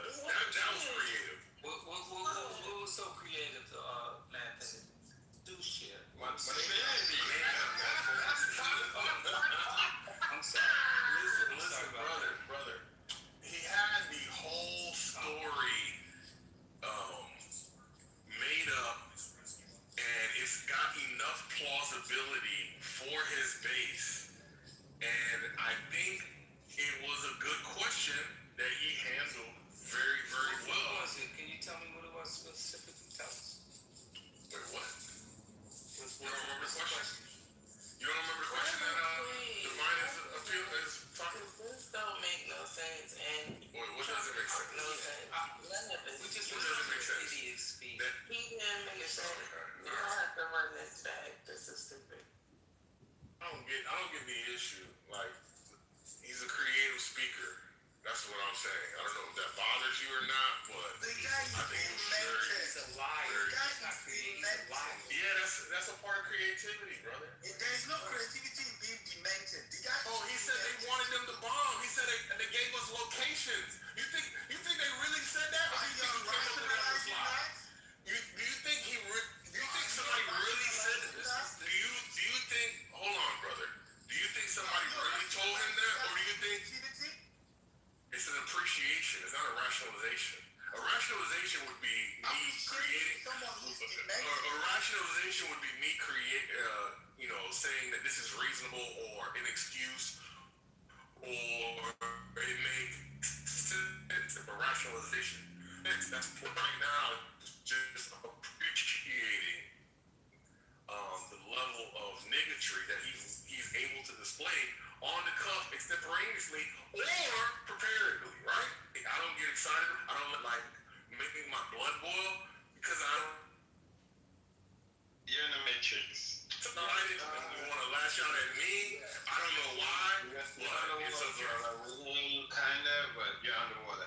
Yeah, okay. Gemini. Since when you got your PhD, bro? I didn't know. I'm quite Dr. Gemini. I didn't know that. I have a clubhouse PhD, brother. Well, you're still a doctor in my eyes.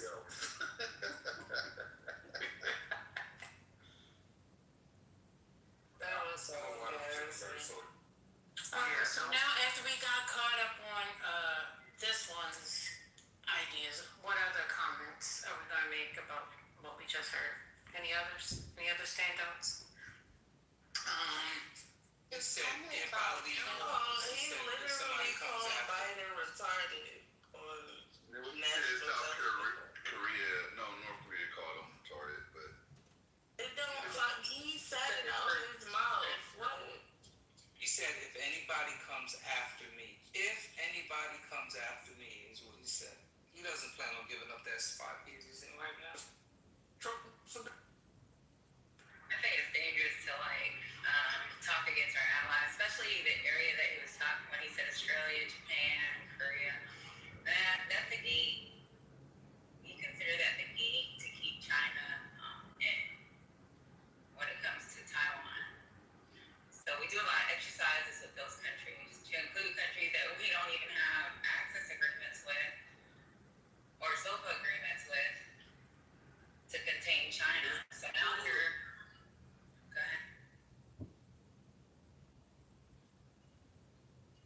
Anybody know the president he was alluding to that if they would have done their job, North Korea wouldn't have their nuclear missiles? George W. Bush. Really? Yeah, but I think it was 2005, 2006 was the first nuclear testing from South Korea. One of those. But it was under Bush. Hey, y'all got the answer fast. So why would he hide the name? It was so easy to figure out. But the last person who was dealing with North Korea and failed to achieve denuclearization of North Korea was Trump. Let me ask you this, Patty. Like, with this criticism our allies, right? I do believe there was some validity to it. However, he should have done it behind closed doors, right? Because we want to have a united public front so that we are on a world stage, period. Like we have our act together and doesn't give our true enemies any leeway where they can see like, okay, they're not really on the same page. But I guess my question is, do you feel like some of his criticisms were accurate, just he shouldn't have said it publicly? Or do you feel like his criticisms are just completely wrong? I think it's completely wrong. They have a right to say no, this ain't it, because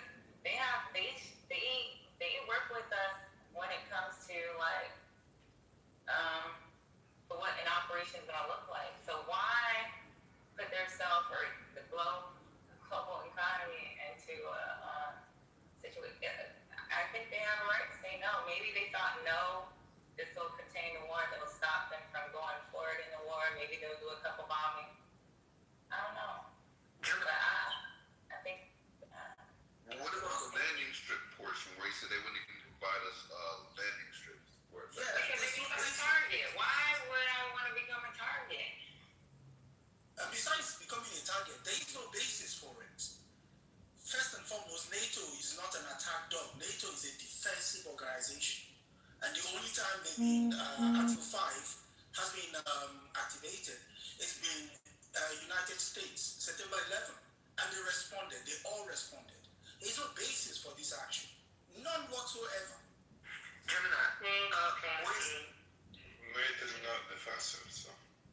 yeah, I wanna hear like because you said there might be some validity to his criticism. Like, what is it? Because I don't want to dismiss like what you thought might have been valid, even though he needed to do it privately. Okay, let me give context before I say what I think is valid. I understand that he initiated it without consulting NATO and is pretty much dragging them into something that they did not approve or know of before he launched, right? So he independently initiated the actions.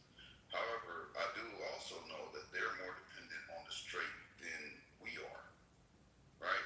So if my ally has initiated something, whether I agree with it or not, I will offer some level of support if this is someone that I consider like very critical to my defense system at some point, right? Like I would want that to be reciprocated if it came to me. I would think they would help on some level. I'm not saying what level. It could be a very minor role, but I just feel like they would have supported us on some level. Is that some kind of street code or something? No, it's not a street No, code. it's I think street it's street code. guy code. Yeah, but there was no problem with this trade. We made it sound like a trade. I'm confused. And then it does affect us indirectly. I don't know why people keep saying it doesn't affect us.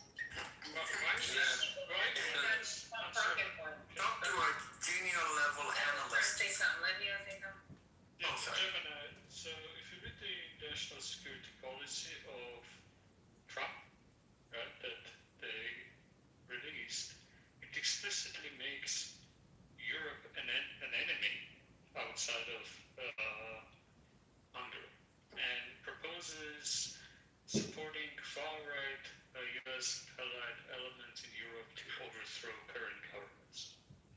And then you have Greenland on top of it. That doesn't sound like an ally. That's true. That makes a lot of sense. Yeah, the other thing is, like, even if United States had a good relationship, the Middle East and NATO are not necessarily very compatible. NATO isn't or wasn't designed for Middle East. The Libya might be the only exception to that. Especially on Iran, there has been a lot of tensions with the United States before Trump. Right? Is that because of proximity, Neil? Yes, it's because of proximity. United States is separated by oceans. It doesn't have, and this is why United States can afford to have ongoing hatred of both Iran and Cuba for decades on end, because there are no costs for the United States. I mean, there are some relative kind of costs in immigration and refugee flows, etc., but those tend to be overlooked, right? So,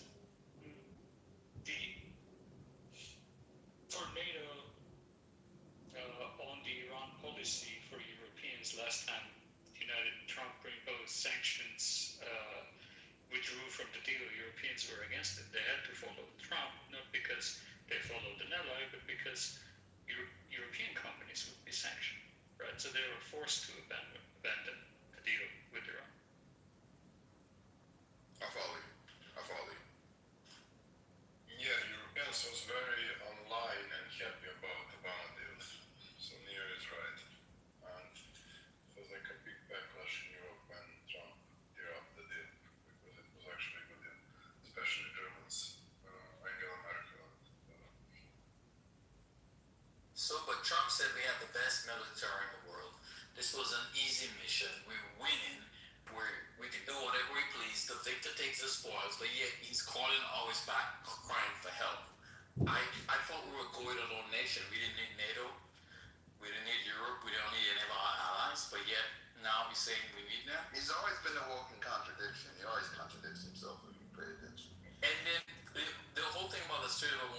say that we don't need it, Gemini. We actually do because it's a global oil market, and Americans don't price their oil differently to say that.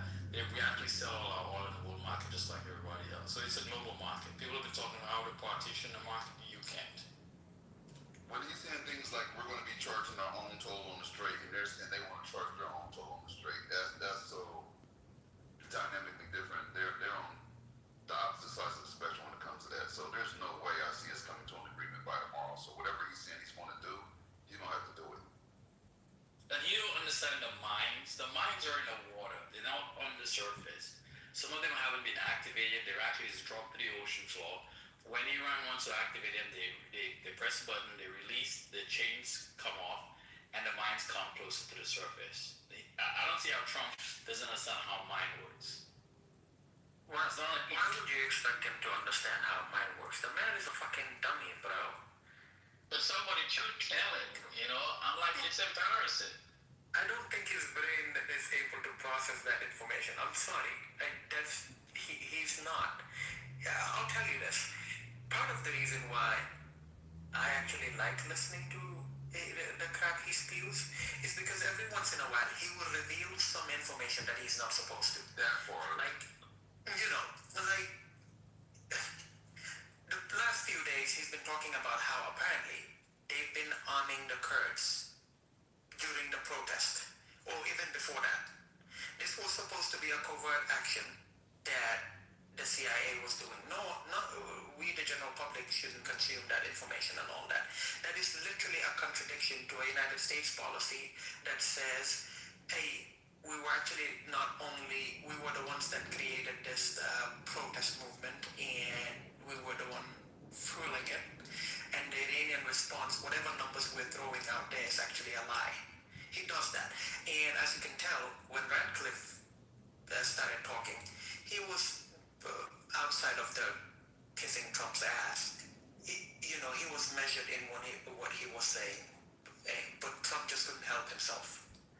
So if I were any serious organization, I'll be listening to hear bits and pieces, because he will reveal something that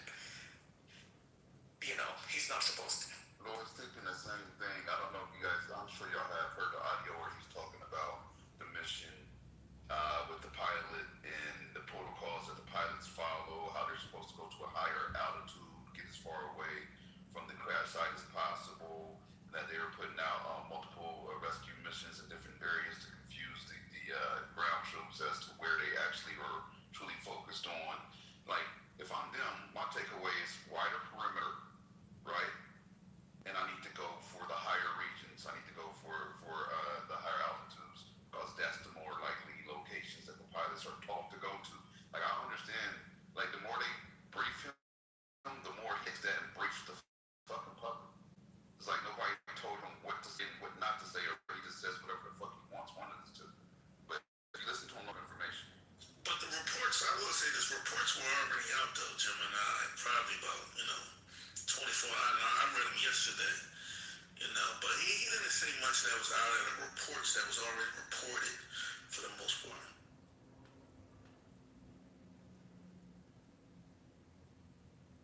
So the report said that we teach our pilots to go to the higher altitudes. If you look report. Yeah, if you look online, a few of the reports were saying what actually happened. He went to higher ground. No, did they use that PSOP?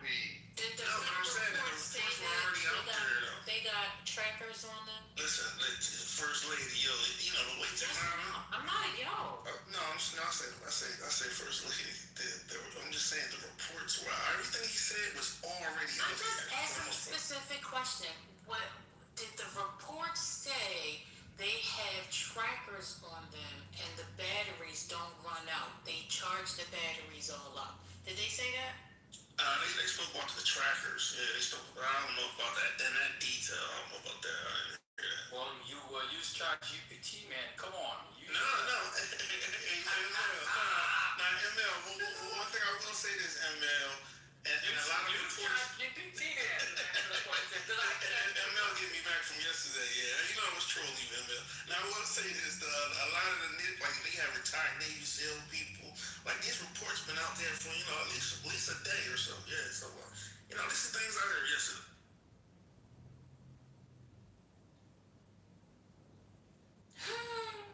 Some people say, some people just want to be a part of the They do. Trumpers will say fucking anything. No. I try to be fair, First Lady. I try to be fair, though.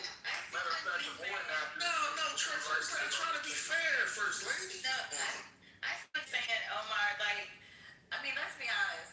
They're not going to give him information that they can't afford for it to come out.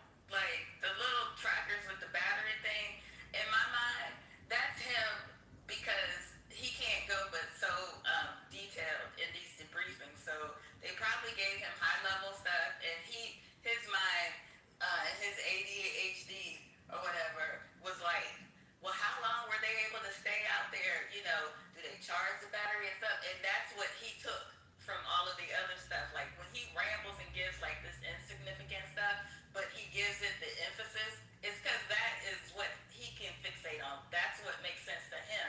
So he drops it as a nugget, as if to say, like, yeah, this is how high-tech our equipment is, and then starts rambling about, like, the battery life. Like, who cares about the battery life? Like, the average person is stranded trying to communicate to be rescued.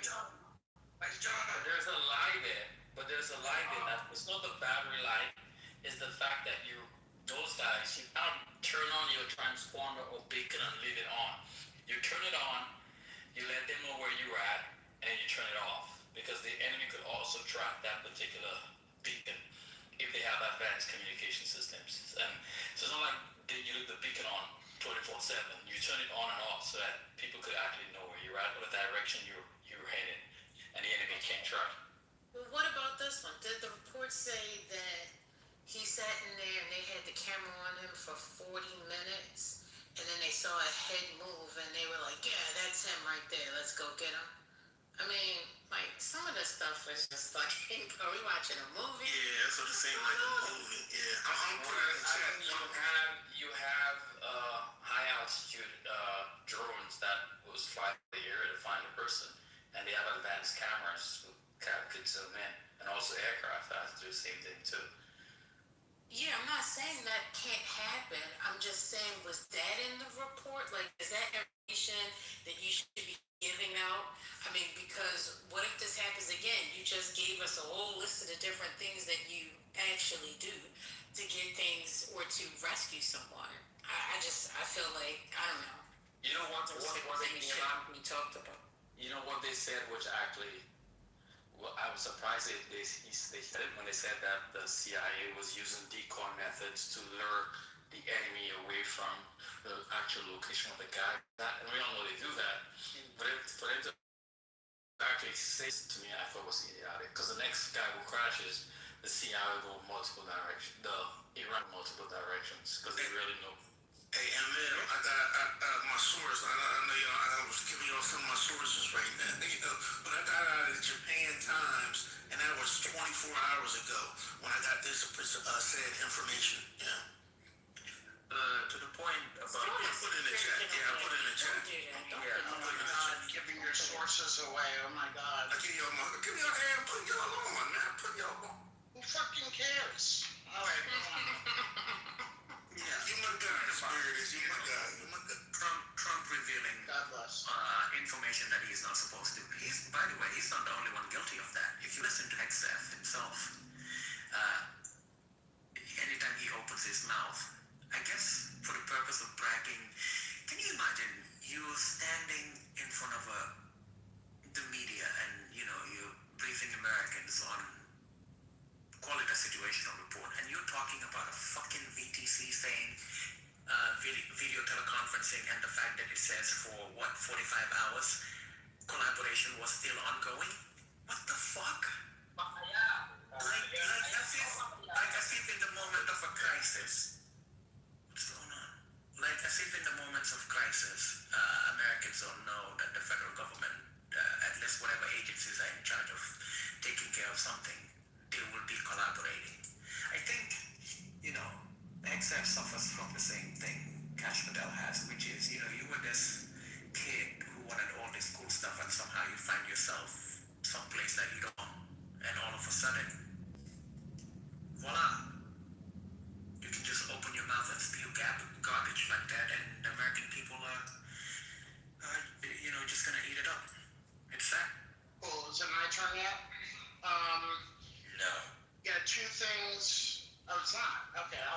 who's in front of me? What Lord said is wrong. There's nothing that the president is not supposed to say. The president can say whatever he wants because when the president opens his mouth, if it's classified, he can say it's declassified. So I know you all have Trump derangement syndrome, but he can say whatever the fuck he wants. Oftentimes, the Secretary of Defense as well, because they're classifying and declassifying authority. So Lord has Trump derangement syndrome and thinks that there are things the president states is not allowed to say, but he's allowed to say whatever the fuck he wants. That's very true. I apologize to the stage. Thank you. I'll accept your apology. So the two things that stood out to me, among other things, one is the fact that he said he can't, and I'm paraphrasing, can't give Germany any secrets because they may share it, which sounded really fucking disgusting, basically saying, hey, we can't, very explicitly, we cannot trust our allies, which is what he said. And then the second part, which I'm sure a lot of you laughed at, was the part that we are apparently the only ones that have some sort of time vision technology or something like that. Apparently we're the only country that has that. Can somebody in the military confirm if that's true? Or maybe somebody that knows anything about anything? There are other countries that have it, but we're told that ours is the best. That's what we're told. That's why we won tonight. We're told we have the best in the world. But I think the Chinese got pretty good ones too, and I think also Japan has pretty. But I don't know if Japan got theirs from. They got a technology from us, but we do have the best technology for nighttime vision. Yeah. Okay, I just bought some on Amazon, so I'll be caught up. Thank you. I mean, intelligence sharing has been on this strain for a lot of time already over the Caribbean strikes, which are, according to a lot of allies in the Five Eyes, are war crimes. So they paused intelligence sharing for that. Now they are discussing pausing intelligence sharing for this one. I mean, why would you share intelligence with the United States when they explicitly said, we don't trust you with our secret? So I know we just received information regarding the president is able to say whatever he wants to say, but just one additional question. Are you allowed to just continuously say bullshit? How many times did he say bullshit? He's like, it's absolute bullshit. I was like, oh my God. I didn't know they could do that, but I guess that's the new wrong. This Nubian first lady, he tweeted the word fucking in the same tweet as Happy Easter, so I don't know. Yeah, all praise to Allah. All praise to Allah. Y'all are crazy. But he tweeted it. He actually said this. And I just want to say, does it still count if he didn't put the G in it? He didn't actually spell it all the way out. So does it really count? He said fucking. Yeah, well, I mean, but does it count though? Wait, what did he leave out? A G? He put Yeah. F-E-K-I-N. And it does count because that's just, it actually counts even more because of the... No, he had his fingers crossed behind his back. It didn't. There you go. Didn't count. Well, he sounded like a black man, you know. What does Concrete call him? Donald Javarius Trump. So, yeah. This man is an idiot. And the fact that he said they use shoulder-launched heat-seeking missiles. Tell them everything, why don't you? Just tell them everything. That wasn't a report though, Devon. Okay, well, I mean, that's like back in the days when the first attack on the Twin Towers, they were like, yeah, they bombed it at the bottom. The only way for the towers to truly be damaged is you gotta hit it at the top. What do they fucking do? The next time, hit it at the fucking top. Shut the fuck up. They talk too much. Like, we don't need to know everything. Just tell everybody everything. Fuck it. Just end the war. I'm not pretending. You should tell everybody everything. We have some break. Mr. Netanyahu urged Trump in the call on Sunday not to go for a ceasefire at the moment and expressed concern about the risks of such a move, an Israeli official said.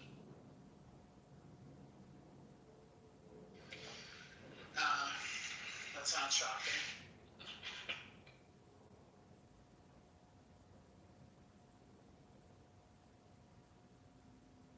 Neo, what's up with your boy David every Sunday talking about there's a deal when he knows damn well there's absolutely no deal?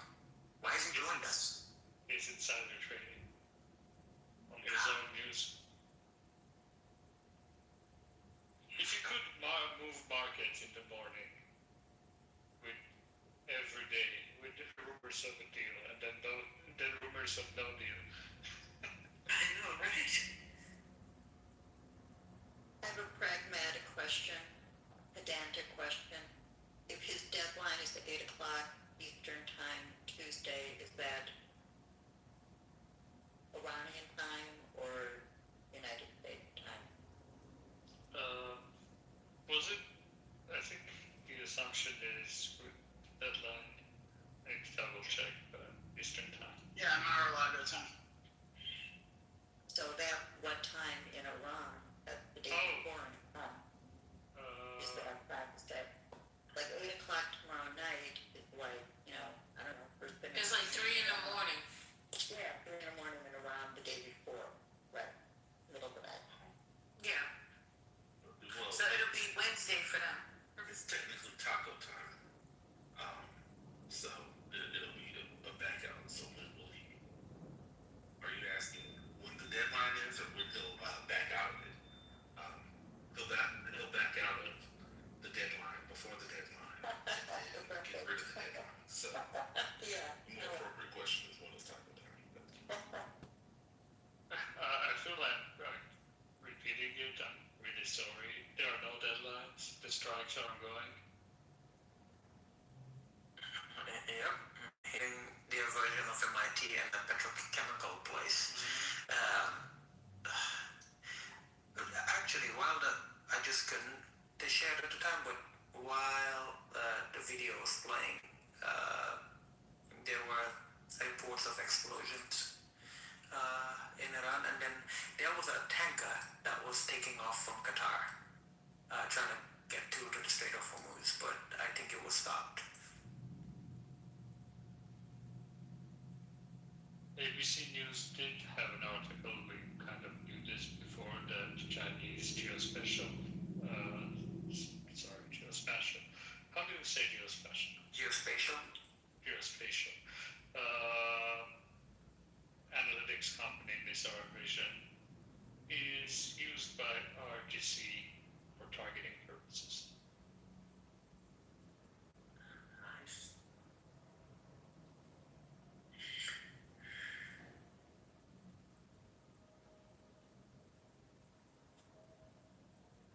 What's the content? You supposed to bring it right now. Happy Monday. Oh, well, good afternoon first. What's going on? What it is, Shorty? How you feeling? There's nothing short about me, First Lady. Get it I right. know that's right. I know that. They say you a tall. Everything's long over here. Oh! Pause. Long and strong. All right. That's right.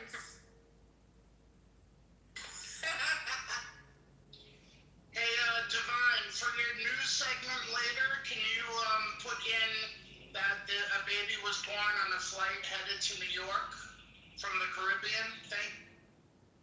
We just did it. Thank you. Oh, you did it? Okay, I missed it. No, I said you just did. Oh, okay. But is that a real story, Spiritus, or? That's a real story. Yeah, I'll try to post it.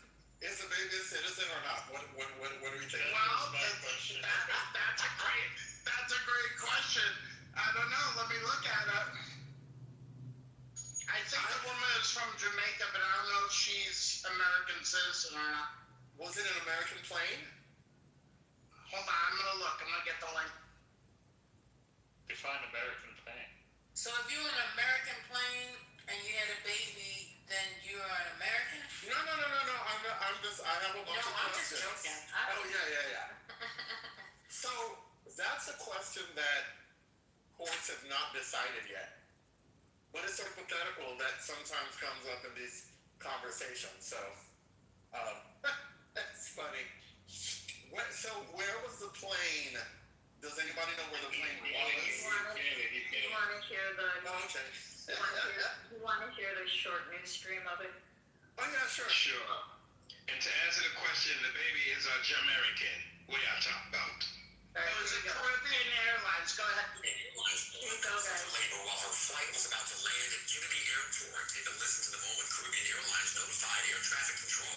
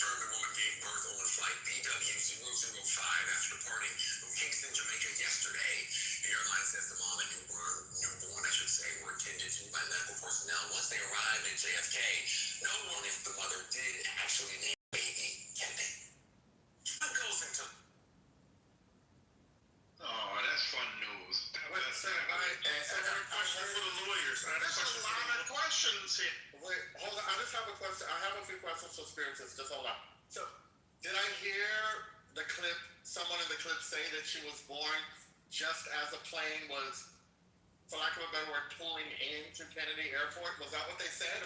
Yeah. I think the article I'm reading says final approach. So they were in, so they were flying above the U.S. land. Who controls the air? Who controls America hurricane for sure? I'm sorry, say that again? The baby would be born in America based on this.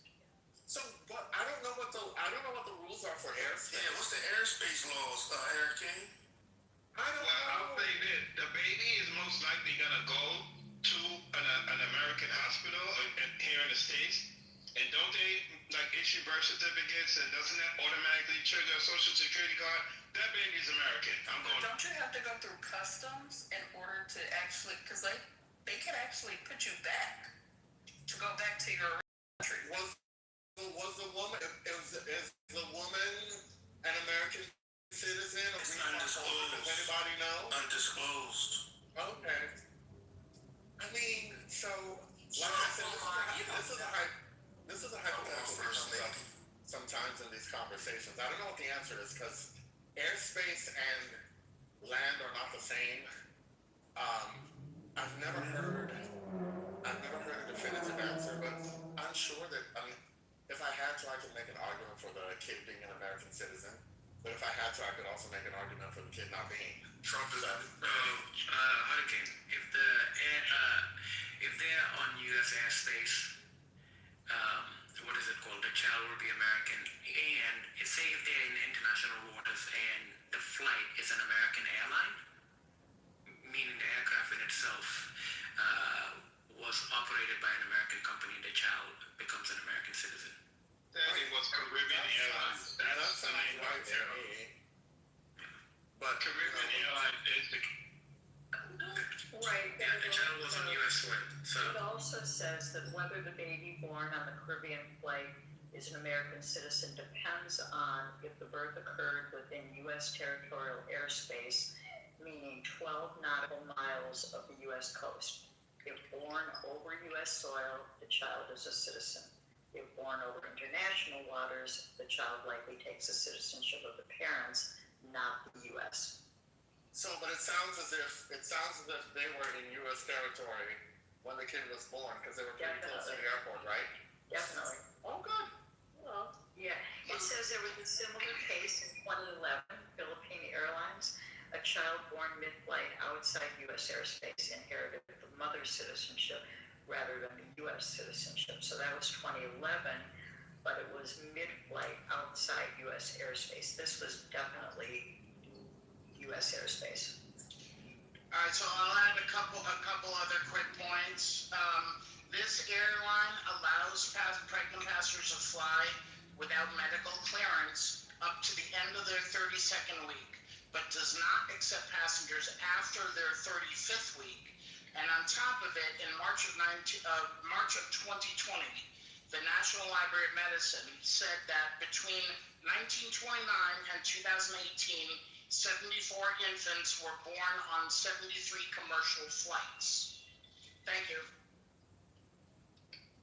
Was it international flights, Spiritus? I don't have that detail, sir. Looks about 1 a year. Alright, well, on to other news, unless y'all finished or no? No, that was a good aside. That's all. Thank you for That was great. indulging me. No worries, thank you.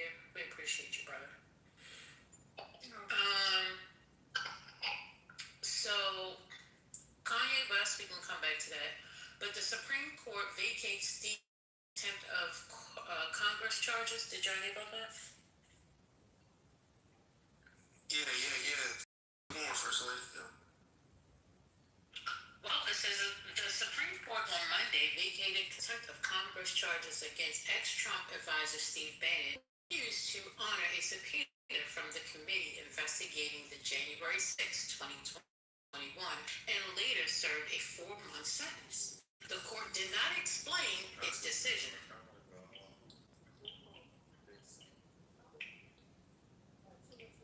Okay, you got What's that? I thought that was better. The court did not explain its decision. There were no noted dissents. In a brief order, the court noted that Trump Justice Department has moved to drop the indictment against Bannon and return the case to a lower court for dismissal. Bannon, who served as President Donald Trump's chief White House strategist during Trump's first term, served a 4-month prison term after being found guilty on contempt charges following a July 2022 trial. A jury found Bannon guilty on 2 accounts of contempt of Congress for defying a subpoena to testify about January 6 before the House Select Committee that investigated the attack. In addition to serving prison time, Bannon paid a fine of $6,500. This is a developing story and will continue at a later date. Thank you. So yeah, they dropped the charges on that. So maybe they'll do this and then they'll come with their birthright citizen findings soon. Well, you know, if I lose my citizenship and you guys don't hear me anymore, you know that I've been deported to the great African country of Nigeria. Okay.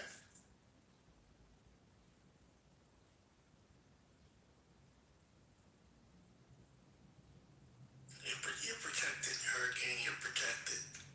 Hurricane, you still have to log in to Clubhouse from Nigeria. So I can start scam begging you guys, asking you guys to send me money. I ain't saying all that. I just said you could still access Clubhouse. I ain't saying nothing about scam. Don't you do that, man? I think I've gotten a few texts from you where you were asking for money. You've gotten messages from me, but I've never asked you for $1. Okay. Speaking of scam begging, has Trent been around?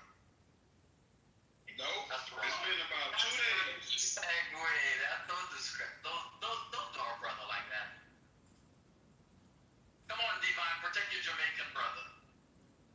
Not Jamaican. Y'all always know everybody on one island. I'm not Jamaican. I see the flag, but I just thought I'd message you.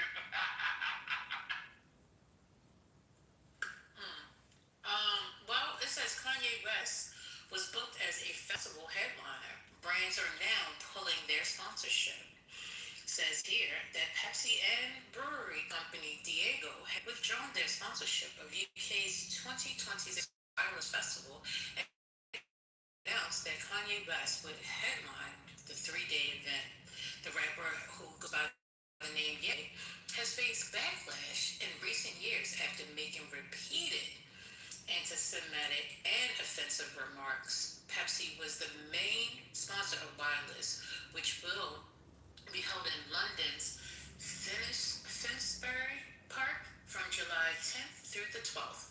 Pepsi has decided to withdraw its sponsorship of Wireless Festival, a company spokesman told CNN on Monday.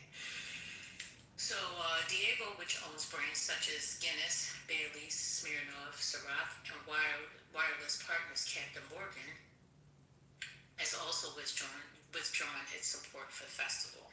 Well, there you go. Oh no, that is a huge festival. I've been there twice. But kind of, he apologized. I guess they don't accept his apology. He has tweeted, that he put it from his ways. Yeah, he apologized. Yeah. I don't know. This is weird.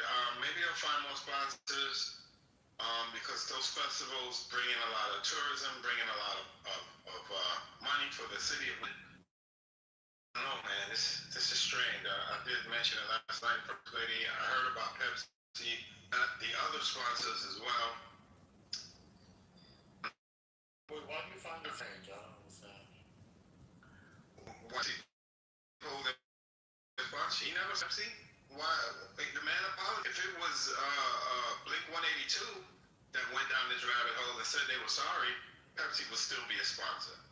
So this is some bullshit. That's what I'm saying.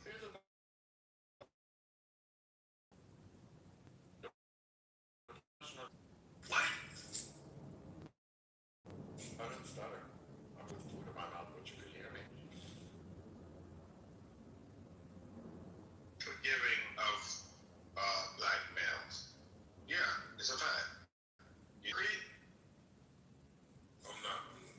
Well, his offer is on a black man. He can answer that. Listen. Don't try to goad me into content, please and thank you. Content is the question because you apologize. The man apologized. Okay, you got it. Yeah, again, I'll say the man apologized. What he wanted to do.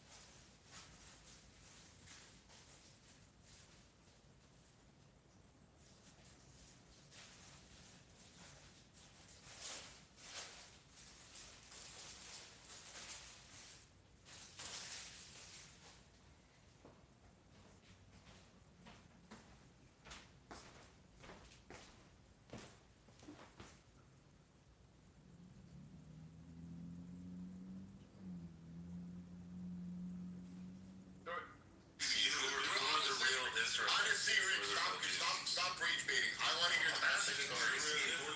I want to hear the Pepe story. That sounds more interesting. I was a 42-year-old teacher. How old were you? I was 18. I heard it was because she was was it nice? Was it nice? Yeah, it was awesome. Wow. Tracy, you get into the real Jews and Ashkenazis. I'm gonna show you who the real Jews was, but I ain't no Israelite type of dude though. So then who is the real Jews? It's not the guys from Poland and Germany. Guys, I think we should read scripture. We should read scripture. What did Jesus say? What did he say to Pontius Pilate before he went? I just want to know if it's the Germans and He said that Polish really. Jews. He said that he told Pontius Pilate that the people that are the most guilty are the people that turned him in. The synagogue is safe. I just want to know if it's the Polish and the Germans are the real Jews. Shut up! Shut your filthy mouth! Shut your Mexican mouth, Pepe. What'd you say, You're the only good Jew. You're the Jew that converted to Christianity. Well, Harry too. Yeah, you want to Jewish Uncle Tom there, Rich. Yeah. Uncle Ben's cabin. That's a good little deep. All right, I want to get back to Tracy telling us who the real Jews are. Do you know what that Egyptian president said back in like the 60s? He said it would never be peace in the Middle East because the Jews left black and came back white. Ooh, shit. Maybe he's saying that you're not a Jew. I'm African, but he doesn't even. Nah, you're like a white African though. No, I'm not actually. I'm black. No, you're not Really white. not wrong. Hey, but what's going on? You look like Pepe's photo, baby. That's actually not true. It ain't nothing wrong with Jewish people. They just Tracy is this real. You're starting to sound racist. Like it's your name that's not Jewish. Tracy is his real name Netanyahu. No, his real name is Rich. Dude, my frog is so hungry, bro. I'm about to go get you some shit right now. Wait, bro. Relax. Feed up the Jews. My turtle didn't eat. Nah, I ain't into that. I just want them to stop lying. Stop lying, we'd be cool. Stop lying and we'd be cool. Yeah, stop lying, BB. Rated by who's the real Jews? Hey, What we need to do is the people from Poland and Germany. we need to march into every synagogue and have the march into every synagogue with palm leaves and holy water and sprinkle all those heaps and make them become Christians. No,